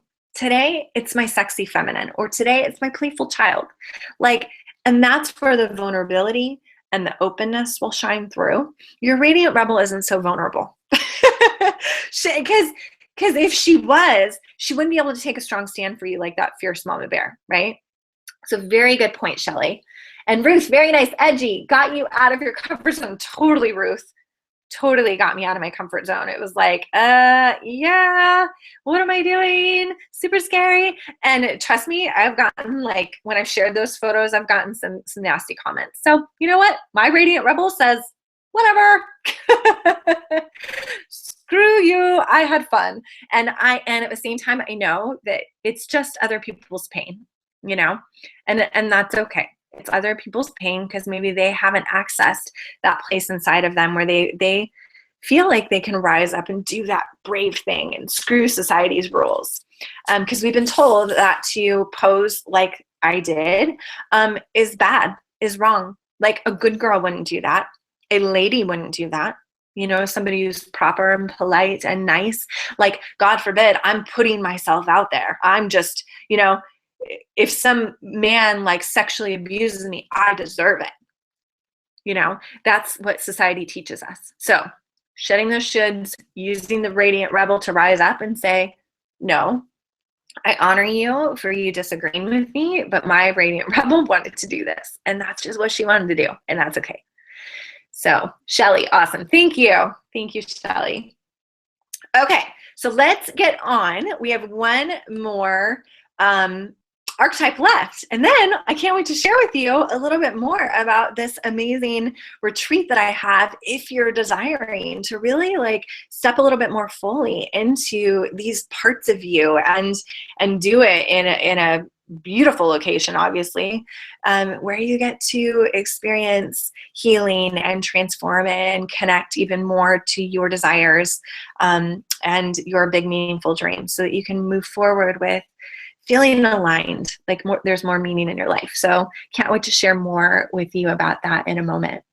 Elizabeth, Jedi on the street, Sith in the sheets. I love it. Or like, what's that? Like, is it like a Ludacris song? I'm a hip hop girl, so, or at least I was back in the day. I was on dance teams. Lady in the bed, but a freak on the street. Awesome. Ruth, yeah, LOLO, Jedi on the street, Sith in the sheets. I love it. Ruth, sounds like my husband. Oh, that's your husband, Ruth? He's a Jedi on the street and a Sith in the sheets. I love it. How perfect. What a perfect lead-in, Ruth, to our sexy feminine. Okay, so what does your sexy feminine look like? And I love this one because it tends to be kind of like all over the place. So I'm so curious, in our visualization, what does your sexy feminine look like? Can't wait to hear. And while you guys are sharing, you know, my sexy feminine comes in so many different forms. Today, she's coming to me as an Egyptian goddess. I tend to lean towards the Egyptian goddesses. And she's wearing like a really flowy white dress. And she's got like gold cuffs on. Yeah, and she's like standing out, just gently looking over her kingdom and her people, and she just got this like love emanating, but this like powerful love emanating, like feeling like mother goddess over this. Apparently I'm a ruler today. This society. Ruth, hell yes, we've been married 31 years this year. Awesome. That's amazing, Ruth. Wonderful. What a great example you are for all of us, like me, especially, who has not been married. Very cool. That is rare to find, I know. Okay, so tell me, what does your sexy feminine look like? I just shared with you what mine looks like. Now I want to know what yours looks like.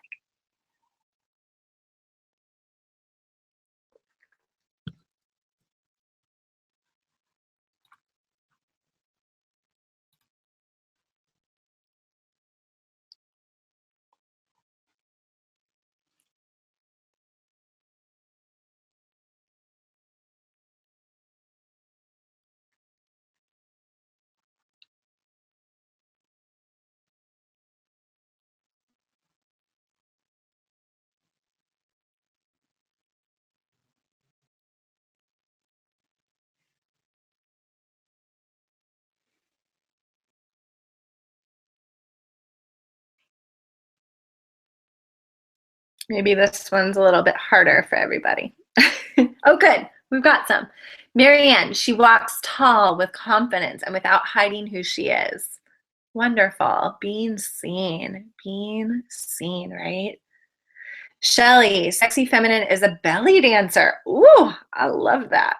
Beautiful, flowing, revealing gown with bikini top, dancing with flames, barefoot, very happy. A lot of permission for pleasure. Very cool. Yes. And the sexy feminine is all about pleasure for sure. Okay, good. So Nancy and Elizabeth, I'd love to hear from you too as well. I think that's, yes. Okay, good. So our sexy feminine. Our sexy feminine is really the one who rises up and radiates our sex power, right? She is this all-encompassing creator. She is that strong, confident, she is very like centered and clear, yet this quiet powerfulness about her. And she just like a mother, like creates in her womb these desires that she has, and she's so in touch with pleasure and longing, and she knows of her worthiness and she goes after it, right? Like, this is your sexy feminine. Good, we have more. Ruth, me now, but with aspects of Isis or Bast. Isis is my favorite goddess. I love it. The sultriness of the desert heat, or sometimes the earthiness of Gaia. Occasionally a Demeter of, look at you using all these like big words, Ruth, of Persephone. Persephone, is that how you say that? Persephone, meekness, waiting for the strong alpha. Oh, strong alpha, I'm assuming, the masculine, right? But as you know, the bottom always rules the top. I love that. I love that. Yeah, and I would say, like, she is this ruler, right? Our sexy feminine is this ruler because she has that inner wisdom inside of her, of the mother, of the goddess, like, creator. And for God's sake, we create life. You know, we have this beautiful ability to just feel on a deeper level than the masculine does. We just do. And that's biologically the way that we are built. So I love that. Elizabeth, beautiful goddess with fiery phoenix wings. Ooh, like Aphrodite, Ananda, Ishtar, Shakti, wearing flowy medieval type gown. Wow, look at you guys knowing all your goddesses. I love this. This is so cool. What a great group you guys are. How fun. Beautiful. Thank you for sharing with me your sexy feminine and what she looks like. It's so great remembering that yours is unique, right? All of these goddesses are unique. All of these archetypes are unique to you. And we all have this weave of similarity in their power, but how they operate for you is going to be different because you are special and you are unique. And that's what's going to create meaning, is you figuring out the activation for each of them for you in your own life. Okay, so your sexy feminine, how do you know if you need more of her? So for me, this has probably been I would say my most repressed, my most repressed. You know, if you need more of your sexy feminine, if you first and foremost don't feel sexy, if you don't feel like you can walk into a room and just radiate your power, your beauty, if you don't feel beautiful, if you don't feel gorgeous, if you're not in love with your body, if you are repressing your sexual expression, if you are feeling like you need to tone it down, okay? Like this one was a big one for me. You guys saw in that photo of me in 2009, my hair was really short, like no makeup, you know, and I was having a rough day anyway. So it's not like I go around wearing makeup all the time, but there's a certain glow about a woman who's tapped into her sexy feminine. And for me during that time, I felt like I needed to be more edgy in order to survive. Like being sexy and feminine was actually a threat to my own success, my own meaningful life. Like I thought that if I was feminine, I would lose the power, because we feel like we need to be either or, right? It's like, do you want to be successful or do you want to be pretty? Smart or beautiful? Nice or powerful? You know, we feel like we have to choose. But the reason why I did this live stream, why I'm doing it now, is just for that reason. Because we can be it all, the fullness of all of our archetypes, all of ourselves. And that's the only way that we are going to experience the fullest expression of our meaningful life. Okay? All of these archetypes have to work together in order to bring your strengths and your desires to the surface and then make shit happen. All right. And they all have their unique characteristics. So the divine, the sexy feminine, divine feminine, you could call her. But I like to say sexy feminine because a lot of us are really afraid of that sexy, right? We're more comfortable with like the spiritual terms. But I'm encouraging you to really like grasp onto the sex power inside of you. I mean, we are women. We create, and that power is very, very, very powerful. I mean, you even think of like our pleasure center, right, has way more nerve endings than the man. There's a reason for that. We are designed for pleasure. So if you're feeling any of those things I just described, your sexy feminine is not fully activated. And she wants to come out and play. She wants to feel pleasure. She wants to like just feel good because she doesn't need a reason. Okay, so many times we get up in our minds and we're like, like, okay, why do I deserve this massage? Why do I deserve this delicious chocolate cake? Why do I deserve like to feel like pleasure in the bedroom? Well, your sexy feminine says, because I'm a woman, damn it. You know, because I am, I receive. So this is a hard one for women. We are designed to give, not receive. And by designed, I don't mean biologically. We are biologically designed to receive, literally. But society tells us that we are built to give. Give, give, give. Take care of society. Take care of everybody else. Put yourself last. God forbid you put yourself first. Okay, so your sexy feminine is the one that rises up and says, nope, I deserve it. And she doesn't make a fuss about it. You know, one of the best compliments I ever got after being on this journey for myself is when I went to Peru for my first transformational retreat, which is really the reason that I created my Bali retreat, besides wanting to go to Bali, because I saw the power in women being together and focusing on this stuff. And one of the best compliments I got during that retreat was from my dear friend Monica. And she looked at me and said, Jess, you just want what you want and you don't make a fuss about it. And I was like, oh, I'm making progress with my sexy feminine. Yes. Because that is a sexy feminine. She wants what she wants. And she gets it. Okay. If she's open to receive and to ask very clearly, confidently what she wants. Okay. All right. So let's catch up with these. Ruth, I know when I feel dumpy or feel 50, the stereotype. Got it. And how do you know, Ruth? I'm really curious. How do you know when you feel dumpy or that 50 stereotype? Marianne, definitely hard without self-love. Yeah. I am a radiant self-care coach for a reason.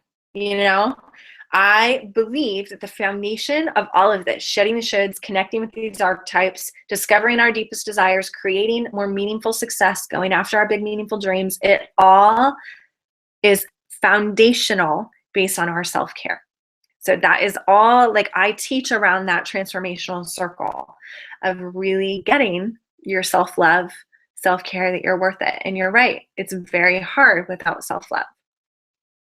Ruth, oh hell, I always deserve massage, chocolate, sex, adoration. Good for you, Ruth. You are very tapped into your sexy feminine. Awesome. Elizabeth, Ruth, good for you. Oh, I love the cheering on of people. This is great. Ruth, I think I know my strongest archetype at this time. Okay, Ruth, so is it your sexy feminine? Tell us. It's probably your sexy feminine. Shelly, good for you, Ruth. I love you guys all cheering each other on. This is fabulous. Elizabeth, sexy feminine is our confidence. Yes. Yeah. And I would say your radiant rebel is your confidence as well, but it's a different kind. Radiant rebel is a loud confidence. It's like when you need to just like draw the line and like get a little badass. Sexy feminine is the opposite. It's like this, like owning it. Like, I deserve it, you know, head held high, and then just attracting that so that you can receive what you desire and that it's manifested from that place. And we need both. So it's easy to get stuck into one or other type of confidence, but we need both to shed those shoulds, to really move past how society wants us to operate. Okay. One of the hardest things that I ever had to hear when I went on another retreat was somebody look me straight in the eye and say, Jess, the more that you just do what you want to do, the more that people are going to follow you. And I was like, what? But like, and they're like, and people are going to think sometimes you're a bitch. And I was like, I don't want to be a bitch. I don't want to be a bitch. Like, what? That was like horrifying for me to hear, because I used to be, and I still kind of tend to be that way, right? Like, I'm like, oh God, did I offend somebody? Like, because I am a big caring person, and we all are as women. And it's a beautiful thing. But there comes a point where, like, you got to get a little badass and bring that radiant rebel forward and say, like, whatever. I'm just doing what I want to do. Okay? Do you see the difference? Shelly, perimenopause is making this a challenge. Low libido, weight gain, not feeling very sexy. Yeah, Shelly, I can imagine. I can really imagine that that's got to be hard. Have you ever heard of The Woman Code? It's a book by Alyssa Vitti, and she specifically teaches women how to balance their hormones. And she says at the beginning of the book, even though it's to help women get pregnant, that's the predominant reason for the book, that people with perimenopause or menopause still benefit if they follow her plan. And I love, because she gives very specific kind of foods to help kind of balance. You may have tried all of this, so it's just another resource for you if that helps. You might want to check it out. Pretty cool. I will say another thing that's helped me too, Shelly, this is coming to me. So I have my jasmine oil is here. So holy cow, sexy feminine all the way. This is like my favorite oil to tap into my sexy feminine. So that might help you too. You never know. I'm such a fan of essential oils and what they've done in my life. I haven't been sick for 4 years, and I got rid of my allergies through lots of stuff that I've done in my life. And you need both, right? You need like the physical food and tools and all that stuff, but you also need like the emotional stuff, which is what we're working on today. Ruth, I have bad hair days. Menopause F's with your hormones, as bad as pregnancy. And my skin is great, but my hair just hates it. And yes, sexy feminine. Sounds weird, I know, menopause and sexy feminine, but it's there for me. Interesting, Ruth. So like what I would say to you is the question that I'm going to pose to everybody. When you feel like you're not in touch with your sexy feminine, how can you bring a little more pleasure to your life in that situation? So even like your hair days, I don't know, maybe you want to go and like try a new hairstyle. Ask your hairstylist to figure it out. What feels pleasurable to you? How can you turn what you feel like is a bad hair day, which probably is just fine. You know, it might be a should, like you feel like you should have your hair a certain way, to really embrace this gorgeousness about yourself, this sexy feminine, and embrace the change that your body's going through. I'm not denying that it sucks. I am a huge fan here, like I mentioned, of shedding those shoulds by identifying when something sucks and calling it out and saying, hey, this really sucks, but not getting attached to it. Really kind of like opening up to like your sexy feminine, right? If that feels good, and saying, okay, this really sucks, sexy feminine. How can I add a little bit more pleasure to the situation that's not feeling so pleasurable right now? Ruth, I think there's a difference between offending unintentionally and caring about that, and offending those who judge and not caring about those. Yes, Ruth, good point. So I recommend to all of my private clients this book that now I'm going to be talking about, and it's not going to do you any service because I'm not remembering the title. But it makes the distinguishing point between being assertive and being aggressive. So we don't want to be aggressive, right? Like it's just not cute. Like how many times have you had that woman that is so in her masculine, so identifies with the radiant rebel that she just like barges into your space and is like, this is that, right? Like the radiant rebel would just come in, make a strong case and say, hey, here's what I need. Thank you so much. I'm really sorry if you don't agree with it, but here's what I need right now. Do you see where that's different? So and you're right, it's always coming from that place of love, but I caution that if you identify so much with worrying about the should of like, I should be nice and I shouldn't offend anybody, that'll screw you too. Oh geez, the lawnmower is outside my place. So I'm gonna plug in and hopefully you can still hear me. Shelly, thanks, we'll check it out. You are welcome. And Mary Ann.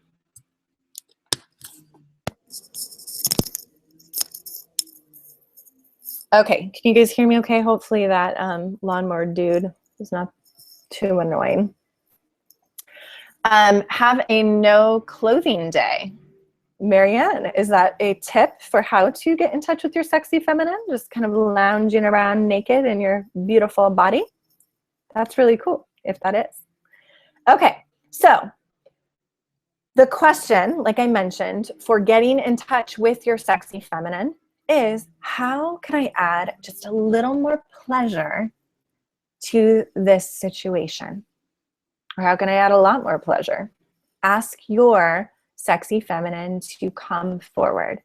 And Ruth, for me, I use scents, yummy scents, color, flower, just seeing them and especially smelling them, that can usually flip the switch. Toss the hair in a ponytail and wear some nice oils. Awesome. Beautiful. Yes. There's always a way, like adornment, right? Like you guys see my jewelry. Like that's a way to instantly just feel more in your sexy feminine. So yes, I love that. It's it's so powerful. And I'm the same way. Like you guys see, I have flowers. So my sexy feminine buys me flowers every week. And she's all about those senses, right? Like, how can you add just a little more pleasure? I like to drink my water from a wine glass because it feels fancy. Like my sexy feminine totally is the one leading the way in all of these little beautiful things in my life. So awesome. Marianne, LOL. Is that what you mean? Lounging around all naked? I love it. I am a huge fan, and I like to honor my sexy feminine by going to regular spa days. They have a really awesome Korean spa here in Vegas, and then I also do private sessions at a more luxurious spa on the Las Vegas Strip inside the Venetian called Canyon Ranch, if you've ever heard of that. And people tend to love those intensive days with me because they get spa time and they also get the deep inner work to really connect with shedding the shoulds and discovering their deepest desires. So fun stuff. Marianne, it brings attention when my husband comes home too. Well, hello, I bet. You are such an inspiration, woman. All right, so we've talked about the question for your sexy feminine. Now let's talk about the song. So the song, and you guys might not know this, but for me, growing up in the age that I am, the song that I know resonates mostly with me to get in touch with my sexy feminine is called T-Shirt and Panties. Speaking of being naked, Marianne. So it's by, I don't know how to pronounce the name, Jacquees, Jacquees, T-Shirt and Panty. Just look it up. It's the most sexy song ever. You're going to feel so much in your sexy feminine. It might be a little over the top for some people. So just fair warning there. It's definitely about getting in touch with your like sexy side.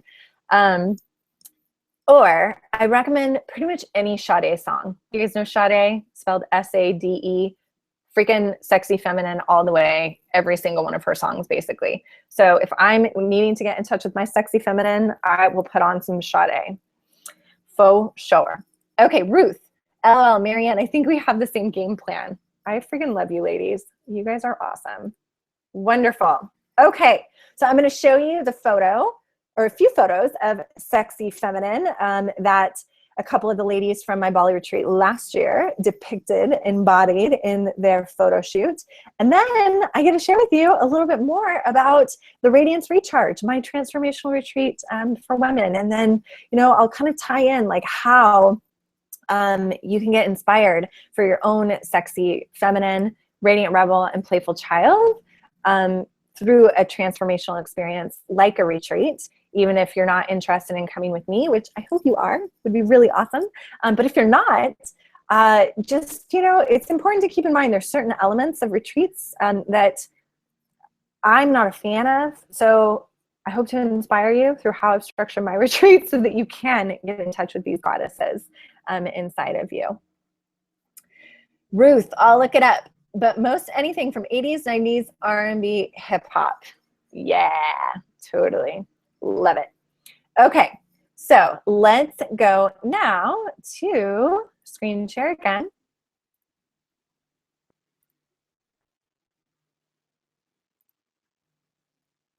All right, so a couple of photos that really, I think, display the sexy feminine. The first one is of Jennifer. I was thinking of maybe showing you this for the playful child, but I actually think it was her sexy feminine. And I'll tell you why. Because we were in this villa and we were about ready to leave. And we had our photographer with us. And, you know, during these photo shoots, it's very kind of like flowing, right? Very feminine. And Jen like saw this cute umbrella. And she was like, oh, I don't know, like maybe I won't grab it. And we're like, no, grab the umbrella, go over there and lounge. Like just be in your beauty. And so you can see she's so overjoyed, just like, you know, like in her feminine, in her sexiness, like sitting down, enjoying herself. And when we are in our sexy feminine, just in love with ourselves, that really is us being able to activate that full side of ourselves that is so necessary to enjoying the pleasures in life. So just a little bit of a display of a sexy feminine. Now, another version of the sexy feminine. This is Sandy. So Sandy, she just she was rock star sexy feminine this entire retreat. Like, she was just following her pleasure, following the flow, and she got brave and was shot in this bathing suit. And she, as you can see, she's just in touch with her senses, like enjoying the feeling of her hair, opening up her heart by like splaying open her ribs and her arms, and just like total in pleasure. So beautiful. And then here's another one of Jennifer. Just beautiful on the beach, loving herself up with this, like the feeling of her shawl and just glowing, right? You can see her hair is blowing, just beautiful beach photo shoot for her. So just a few photos to inspire you.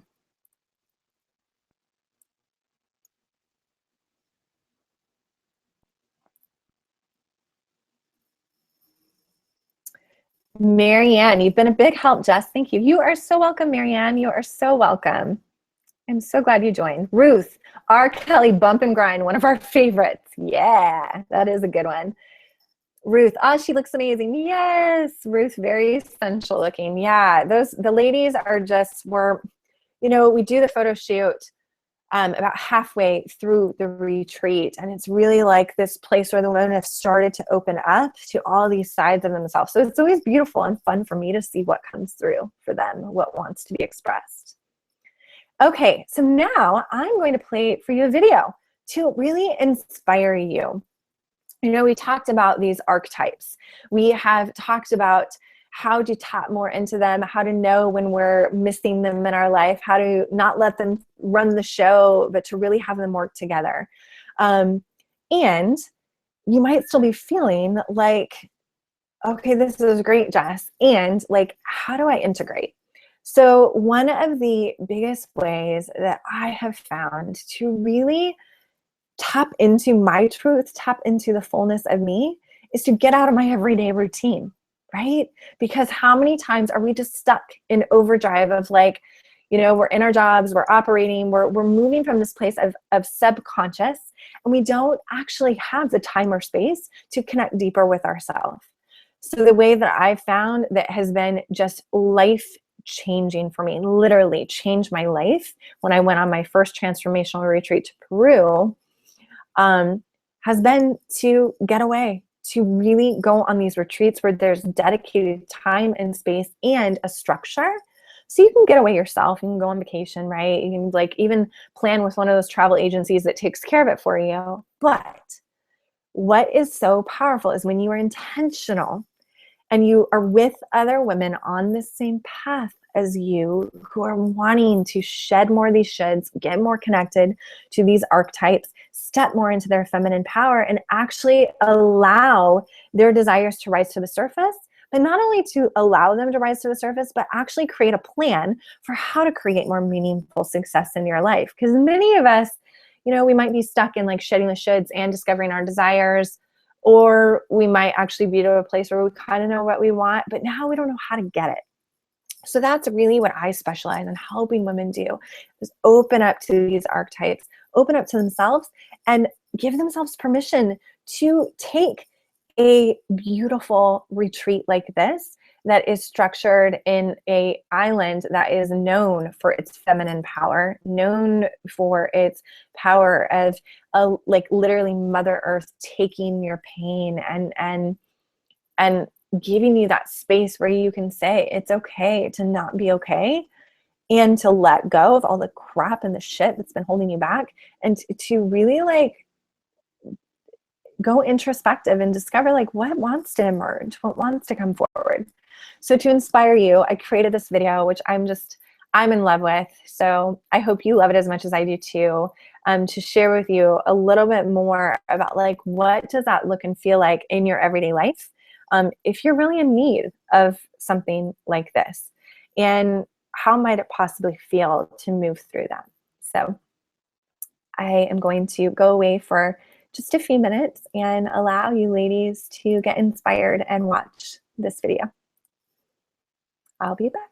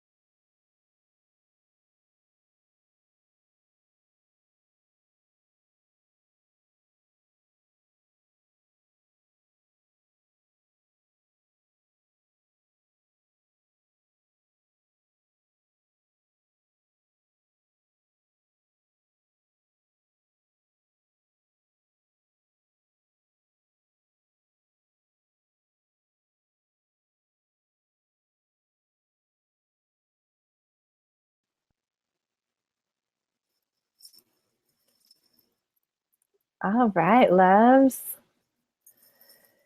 How did you guys think? Did you enjoy that video? Did it inspire you? Bring up any ahas? I'd love to hear. Elizabeth, thanks, Jess. You all have been wonderful. I must go. Thanks, Elizabeth. Great to have you. So great to have you. Okay, so yeah, any ahas from that video? You know, I really created that video and this retreat, the Radiance Recharge, out of my own pain, right? Like my own shoulds, my own journey of feeling like I needed to be a certain somebody in order to get love, or, you know, for society to accept me. And so really this retreat is my gift, not only to myself, but to other women that are going through the same kind of thing that I have been through, that are longing to just break the mold and become the fullest version of themselves, no matter what society thinks, to stop subscribing to all the shoulds and to actually take a look at, like, what do I really want? What do I really, really desire? And receive support in that, because it's not easy. The journey is not easy alone at all. And I would argue that no matter how far we think we've come, we always have another layer, right? Because we've all been brought up in different family circumstances, and we've always got the media blaring, and we've got like our friends' reactions and family reactions, and like it is a process, you know? So I guarantee that I'm probably going to be doing this kind of work on myself until I die. And it's okay, because it's a transformation. But what's beautiful is knowing that there's other people going through it with you. So that's one of the reasons my heart felt so called to bring women together, to take them to this amazing place, but to do the deep inner work. So it's not just a vacation. It is a vacation because you get away, right? And just completely unplug and relax. But it's more than that. It's really an opportunity to allow your desires to emerge for the very first time, and to create that balance between self-care and meaningful success in your life that you've probably been longing for a long time. Shelly, very beautiful. Although I'm not ready for your retreat at this time, I'm pondering ways I can create my own retreat and add more pleasure to my life. Thank you. Shelly, I'm curious why you aren't ready. Tell me why you're not ready. It's always so interesting to me that we will say, like, our desire, you know, like our desire will rise up, and maybe our playful child will say, like, oh my gosh, this feels really fun. Or our sexy feminine will say, oh, like that feels really pleasurable. I totally want to do that. Or our radiant rebel is like, hell yeah, I'm doing that. But then there's this like block of like, oh, but I'm not ready. So my question always is, if not now, when?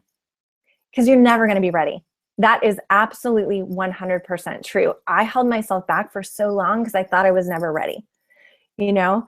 And Shelly, financial challenges due to chronic illness. I am so sorry to hear, Shelly. That is really tough. And I can totally relate with, you know, having my stomach pains a long time ago. And what I noticed is that if I didn't start investing in myself, no matter what, right? Like, of course, I don't want you to go into any kind of financial, like, horrific strain. But if we really want to do something, there's always a way. There is always a way. So what I did is I started investing in myself, even though it might have felt a little bit uncomfortable, right? Like a big trip, it's an investment in you. You got to be ready to really step forward and say, yes, I'm worth it. And then to see, what is the benefit? And the benefit could be on the other side. Like me, my stomach pains went away. The, you know, stress that might be like really influencing your life and creating some of chronic illnesses, like, might be, you know, like lessened.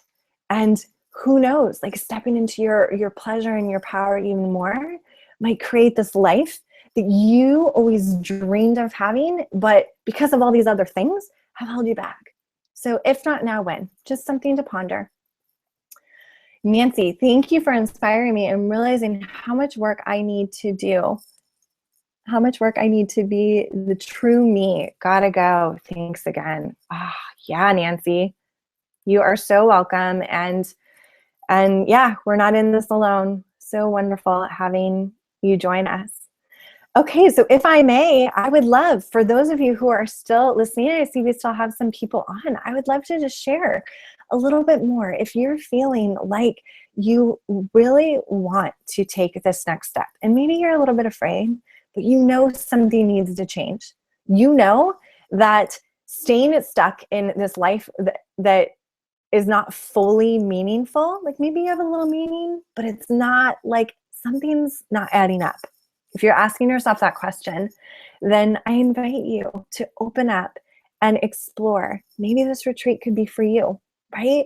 And it's not for everybody. Some people aren't ready for this level of growth because we do a lot of deep work, and some people aren't ready to really kind of like let go of the shoulds. Like some people are really clinging tightly, but if you are over the shoulds and you're really wanting guidance and letting them go, stepping more fully into your desires and then going after them, who knows? You never know. This could be an opportunity for you. So I am going to screen share and take you through the retreat webpage just to explore and see. You never know. Like when we open ourselves up, right? Like our sexy feminine is like, I'm here. I'm listening. I'm experiencing, right? She's confident. Our radiant rebel is like, you know, yeah, screw society. I want to hear about this. I want to hear about these possibilities. And our playful child is like, ooh, Bali? Oh my God, that sounds so amazing and so fun. And the pretty flowers and the ocean and like the photo shoot. Like there's so many things, right? So I am really excited to share with you guys just a little bit more about the retreat. So I'm going to take you to the retreat webpage now. And Ruth says, Shelly, my pain doc actually prescribed days off. Yes, go Ruth. Thank you for sharing that. I'm so ecstatic to hear that your pain doc actually prescribed that because he feels that the stress contributes to the fibro flares I get. So I completely understand. Gentle hugs. Gentle hugs to you too. Awesome.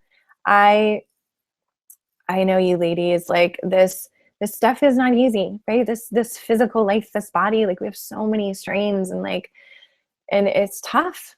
It's tough. And I love that. I love this feeling of like, we are not alone. I just really want women to get that because I know so many times I felt alone and scared and yeah, so we are not alone in this healing together. Okay, I'm going to screen share now and take you over to show you a little bit more about the Radiance Recharge.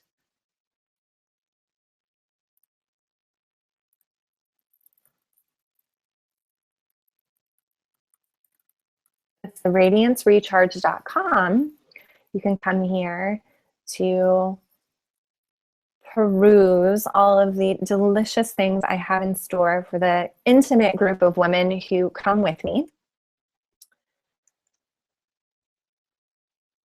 And you can also rewatch the video that I shared with you anytime you need a little bit of inspiration.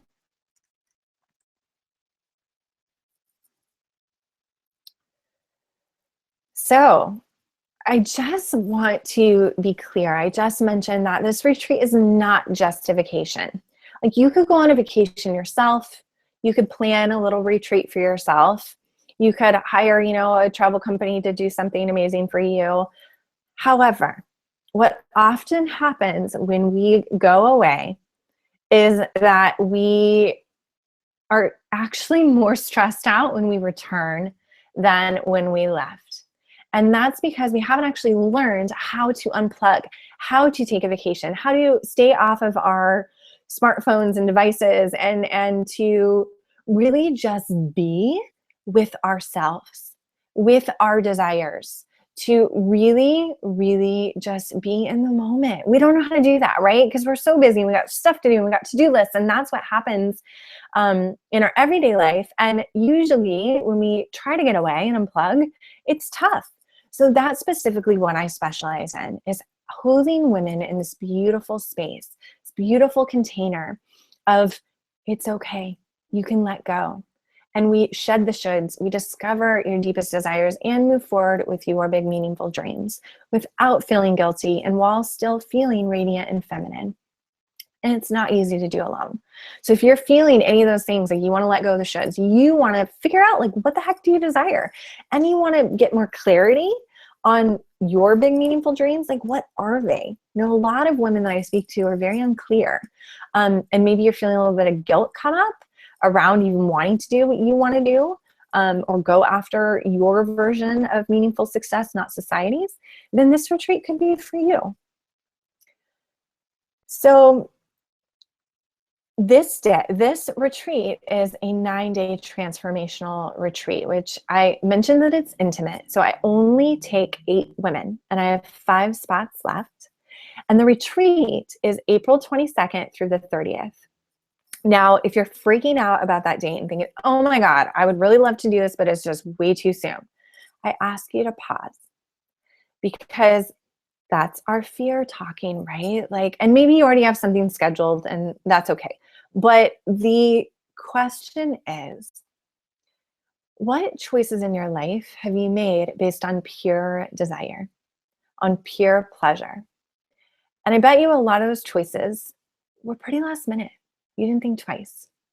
And I bet you felt deep in your soul that you would do anything to make it happen because you really, really wanted it.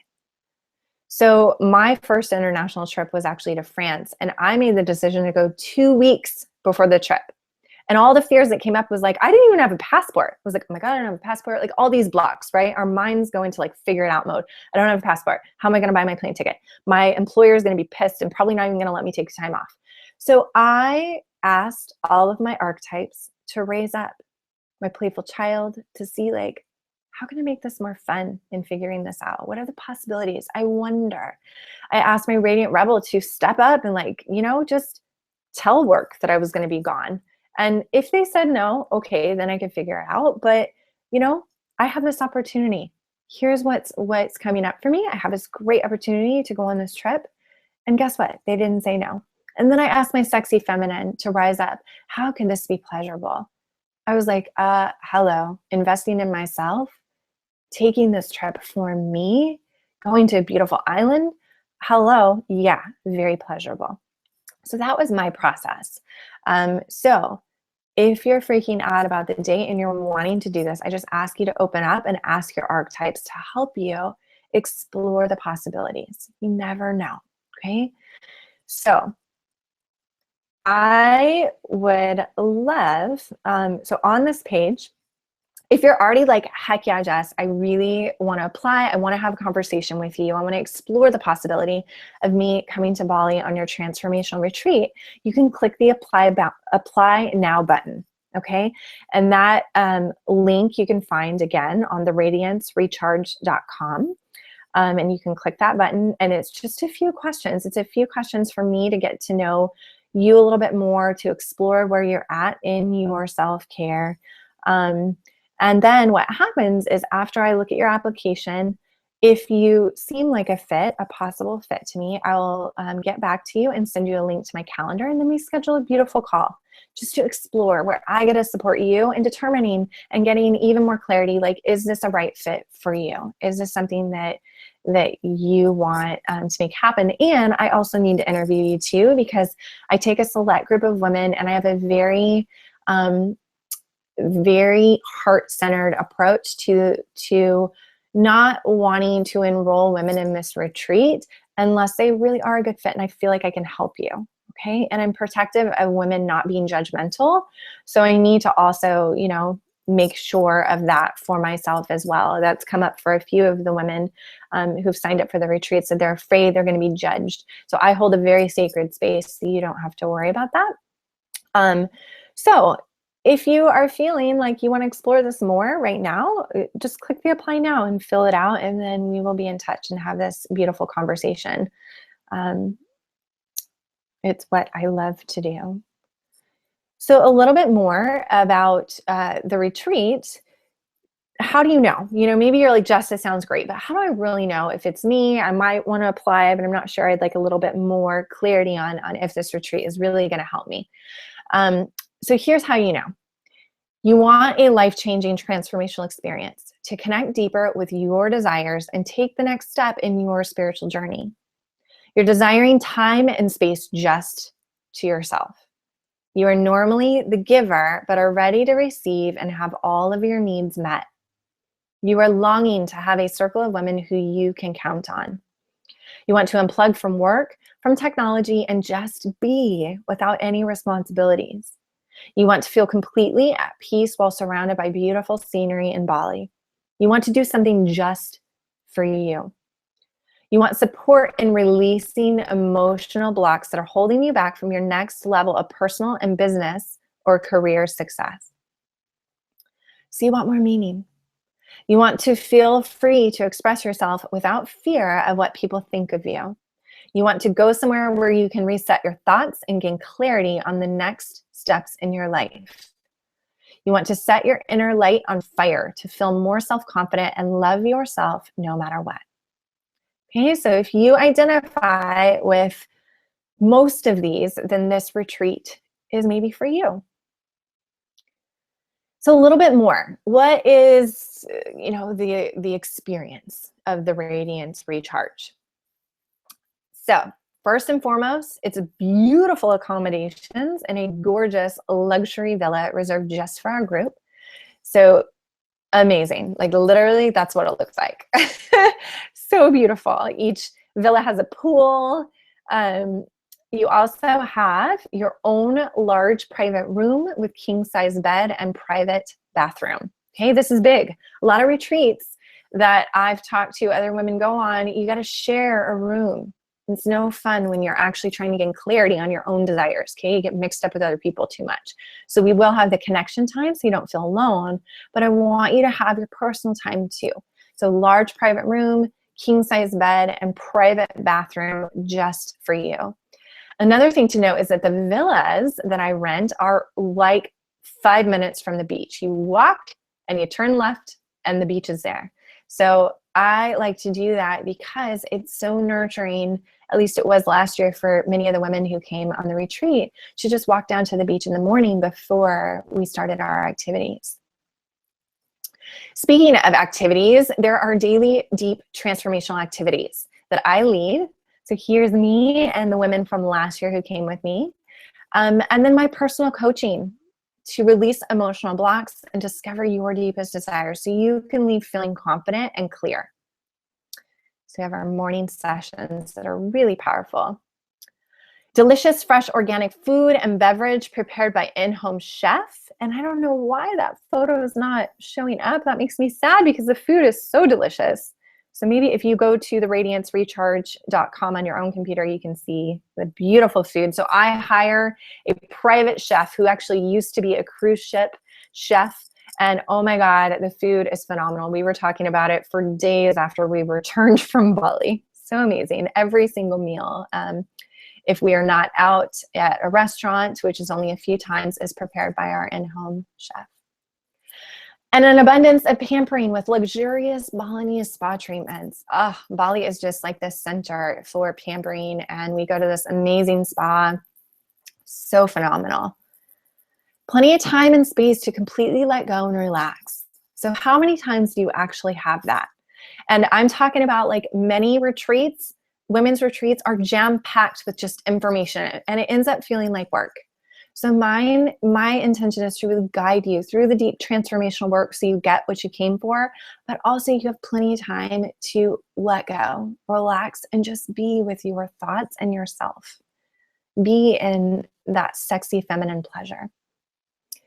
And here's a photo of us in our kimonos. So awesome. This was, I think the final day of our retreat last year, just enjoying ourselves. So you get that amazing time with women. Not to mention the personal beachside goddess photo shoot. Hello, that value in itself is, amazing. So that we can tap into these different archetypes and reveal your feminine radiance. You get all those photos when you return. Excursions to soak in the gorgeous treasures of Balinese culture so that you get to see these amazing places like the sacred monkey forest in Ubud. I love this photo of us. And this is really us and our playful child, right? Monkeys are all about our playful child. So we go there, and then we go to the sacred Holy Water Springs Temple, which is so powerful. I lead a ritual to release and manifest your desires. And water is transformational. So we bathe, in each of these sacred fountains. There's 13 of them. And this place is old. It was built in 900 AD. So powerful. All the women last year are still talking about that for sure. And then after your cup is filled, we actually do some good work because, hello, we want meaning in our life, right? So I am all about showing women how to first fill their cups, to not feel guilty about it, to connect to their desires, and then to go out and share that overflow with the world. So we plug into meaning in our life by going on an optional trip to an orphanage. So you can go if you are feeling like your cup is filled by the time we go at the end of the retreat. And here's a photo of us last year. It was just so much fun connecting with the children and really connecting with Bali. And then, of course, heart-to-heart connections with women, this small, intimate group. So I keep my group super small for a reason, because I, first and foremost, want each of you to have time to connect with each other and develop these deep bonds. And it's just not possible when you have a huge group, like a lot of these retreats. Plus, I want to be able to support you, customized support. And I wouldn't be able to do that if my group was large. So here's our group last year, final day, cheersing to you and all of these possibilities. So I ask you, is it your time? Is it your time? If it's your time and it sounds like something that really lights your soul on fire and that resonates as truth for you, as something that you not only need, but you desire deeply. So many times we have a desire and we're like, oh, I got to make it make sense. I got to come up with all these reasons why. Well, the reason why is because when you shed the shoulds, connect deeper to your desires, and go after your big, meaningful dreams, you are going to feel the possibilities inside of you. You're going to feel lit up, feminine, more energy, more power. You're going to feel pleasure like you've never felt in your life before. You are going to transform and be able to make decisions confidently without questioning yourself, okay? And connect to that meaning in your life.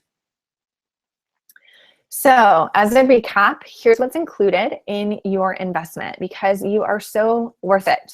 And I like to make this all-inclusive so you don't have to worry about a darn thing. 9 days in a luxury villa with your own private room, bathroom, and queen-size bed. Excursions to the beaches of Bali, the mountains of Ubud, Holy Water Temple, Monkey Forest, the rice fields. We just go on shenanigans. It's amazing.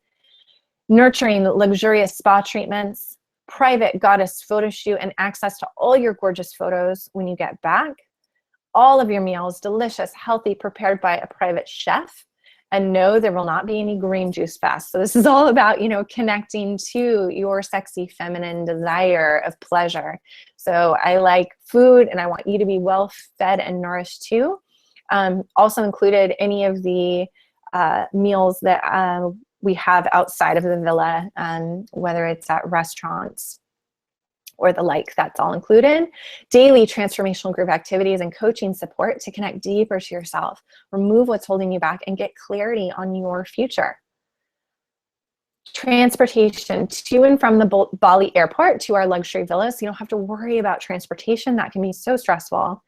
Not to mention 2 bonus pre-Bali calls with the other women who are going on the Radiance Recharge Retreat as well, in order to not only get your questions answered from me, but also to set your powerful intention for what you want to receive in Bali. And I help guide you through that. So we have 2 group calls before Bali. And then when we come back, you have a bonus 2 post-Bali connection calls to integrate and receive my support to make sure that the lessons that you've learned, the experience that you had in Bali, comes back into your everyday life with as much ease as possible. Because the reality is it can be really tough to come back from an amazing experience if you don't have that support.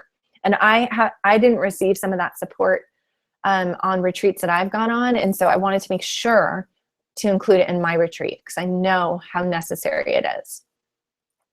And then the optional visit to the orphanage at the end of the retreat. All right, and then the only thing that's not included in the investment is your airfare. Everything else is taken care of.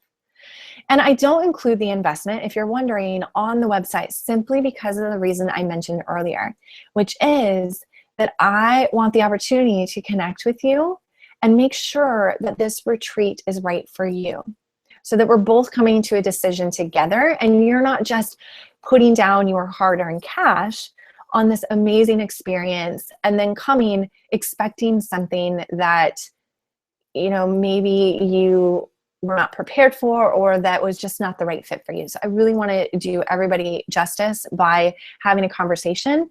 And not to mention that when we see the investment price for many of these big opportunities, like a transformational retreat, no matter if it's $1,000 or $10,000, which it's not 10,000 by the way, but no matter what, we freak out. And then we start to like go into this mode of like all the excuses, right? So we were all in until we saw the price. So I don't want you to get sticker shock at all, you know, from any of the money kind of like fears that might come up. I really want to make sure that this is an investment that you are so excited to make in yourself.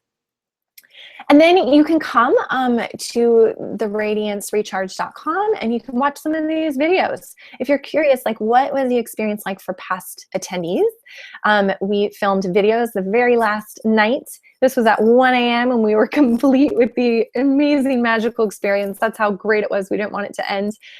So here's Brooke. This retreat far exceeded my wildest dreams. I never thought, being the strong woman that I am, that someone, Jess, could lead me through some of my broken pieces in a way that I felt truly healed. It was just miraculous. So that's just one of her quotes. You can watch her whole video to hear about her experience.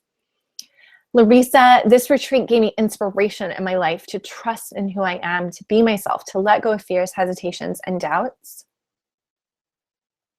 Jen, I was barely hanging on by a thread when I got to Bali. This retreat allowed me to shed the negative self-talk, my anxiety, my stresses, my worries, and just be able to be here in Bali and be present and to really grow and embrace who I'm really meant to be in the world. And then you can also come and watch a video if money is one of the things that you are worried about. If you are thinking, I really want to do this, but I'm afraid the investment's not going to be worth it, you can come and listen to Sandy's video. She recorded this video before the Bali retreat last year, just helping other women know of how she was able to move through the money fear and take this leap of faith for her own transformation by really plugging into her desire. She says, if I were to be thinking logically, this is the wrong time to be spending money to go to Bali, but much less taking time for myself. And yet every part of me is saying, this is what's right. This is what you need to do. And so I'm taking a leap of faith. And one cool thing about Sandy, because she went on this retreat, when she came home, she was so connected to herself, her intuition, her desires. She actually started making enough money in her business to completely sustain herself. So times the amount that she was making before, her investment led to more abundance, which we have to remember too. You know, abundance only comes to those who are willing to put down the investment for themselves. It's pretty amazing that that happened for her. So there's the apply now button again, if you would like to have a conversation with me. And then here's a whole bunch of questions if I didn't answer them during this webinar. Then you can come back and just kind of read over that. Otherwise, I would love to support you in a conversation. I'm really looking forward to, I'm going to stop presenting to everybody. I'm really looking forward to connecting with those of you who are excited about this. And I'm going to pop in right now an offer for you, which is the application. So if you don't want to go to theradiancerecharge.com, of course, you can find the application button there, but here is the application if you want to access it on. I don't know why the beautiful photo that oh, there it is. Okay, good. It's floating. So you should see on the screen, find your feminine in Bali, really tapping into more of activating these feminine archetypes we've been exploring during this live stream. So you can explore the possibility of shedding the shoulds, connecting to your desires on the Radiance Recharge Retreat with me. Just apply, and I'd be excited to have a conversation with you. Okay, so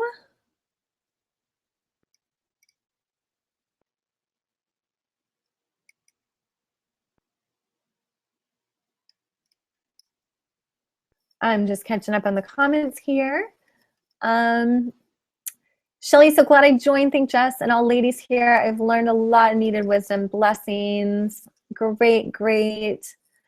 Ruth, Jess, this sounds so good, but of course there is the money question, and I will totally be mobbed by my daughter, sister, and my son's fiance to go to, probably my husband for that matter. That's interesting, Ruth. So this is where your radiant rebel needs to come up, right? And say, mama needs to take care of mama. Like, you gotta fill your own cup. You gotta, in order to be the best woman that you can be for those you love, right? So asking yourself, do you truly believe that? Because that's what this retreat could do for you. At least I think. Of course, we could have a conversation and explore a little bit deeper to see, you know, if this is truly for you. But that's what I would say for you. What I'm hearing is kind of the should is like, I should be in all these roles, right? Like you're this amazing woman, fulfilling the needs of all those around you, providing love, providing care. So yeah, of course you'd be bombarded because they love you. And they're like, what about me? But you get to be an example, right? Like how many times do we actually be an example in our own life to step up for us first? It's really powerful. And Ruth says, looks like flights around 1,500 to 2K. Need to ask the goddess to show me a way. Okay, so Ruth, this is something that's really interesting too. Yeah, I mean, do some research, right? I found a flight for $700 from LA. So sometimes if you fly into some of the major cities, you can get a better deal into Bali, which is pretty exciting. So you never know, right? And like do some research on like, not just one website, but go on to like Expedia or Kayak or Travelocity. There's like a bazillion different websites, right, that you can look on. There's like Cheapo Air, I think, cheapflights.com.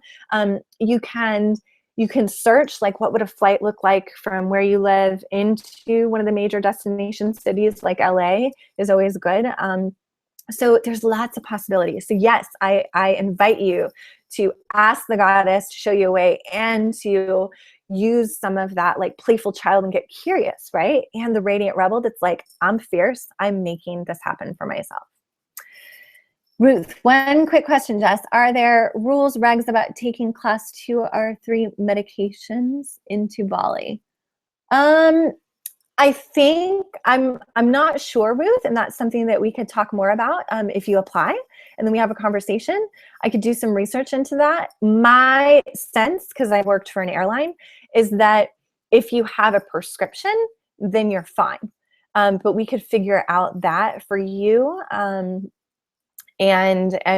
really learn. Maybe there's always a way around, right? There's got to be. There's maybe even if for some reason you couldn't, that we would mail it. I don't know. Like that's where I get to like tap into my different like archetypes and help women really figure out like the possibilities for themselves.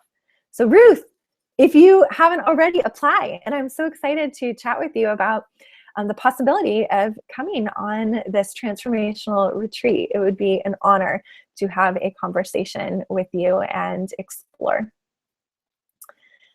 All right. Any other things that I can answer? Any reflections? I know we've gone a long time. Holy cow. I had said that we wouldn't go longer than like an hour and a half, but we are 3 hours in. So thank you for playing with me. It's so exciting. Ruth, I will go research too. Planes, meds, and grumpy mama on a mission. Oh yeah, woman. Awesome. And I would just say, yeah, apply too, right? Like take the first step. Let's have a conversation. Because sometimes when we have these conversations and we really explore, then the opportunities open up, right? Because you've like taken that step and you're like claiming it. So You are so welcome, Ruth. I am so blessed to have had you and all the other phenomenal women on this live stream where we got to activate our feminine archetypes. I'm so grateful to be doing this work and so grateful to be on this path with all of you. And I love you, and I hope to see you soon. Bye, guys. Mwah.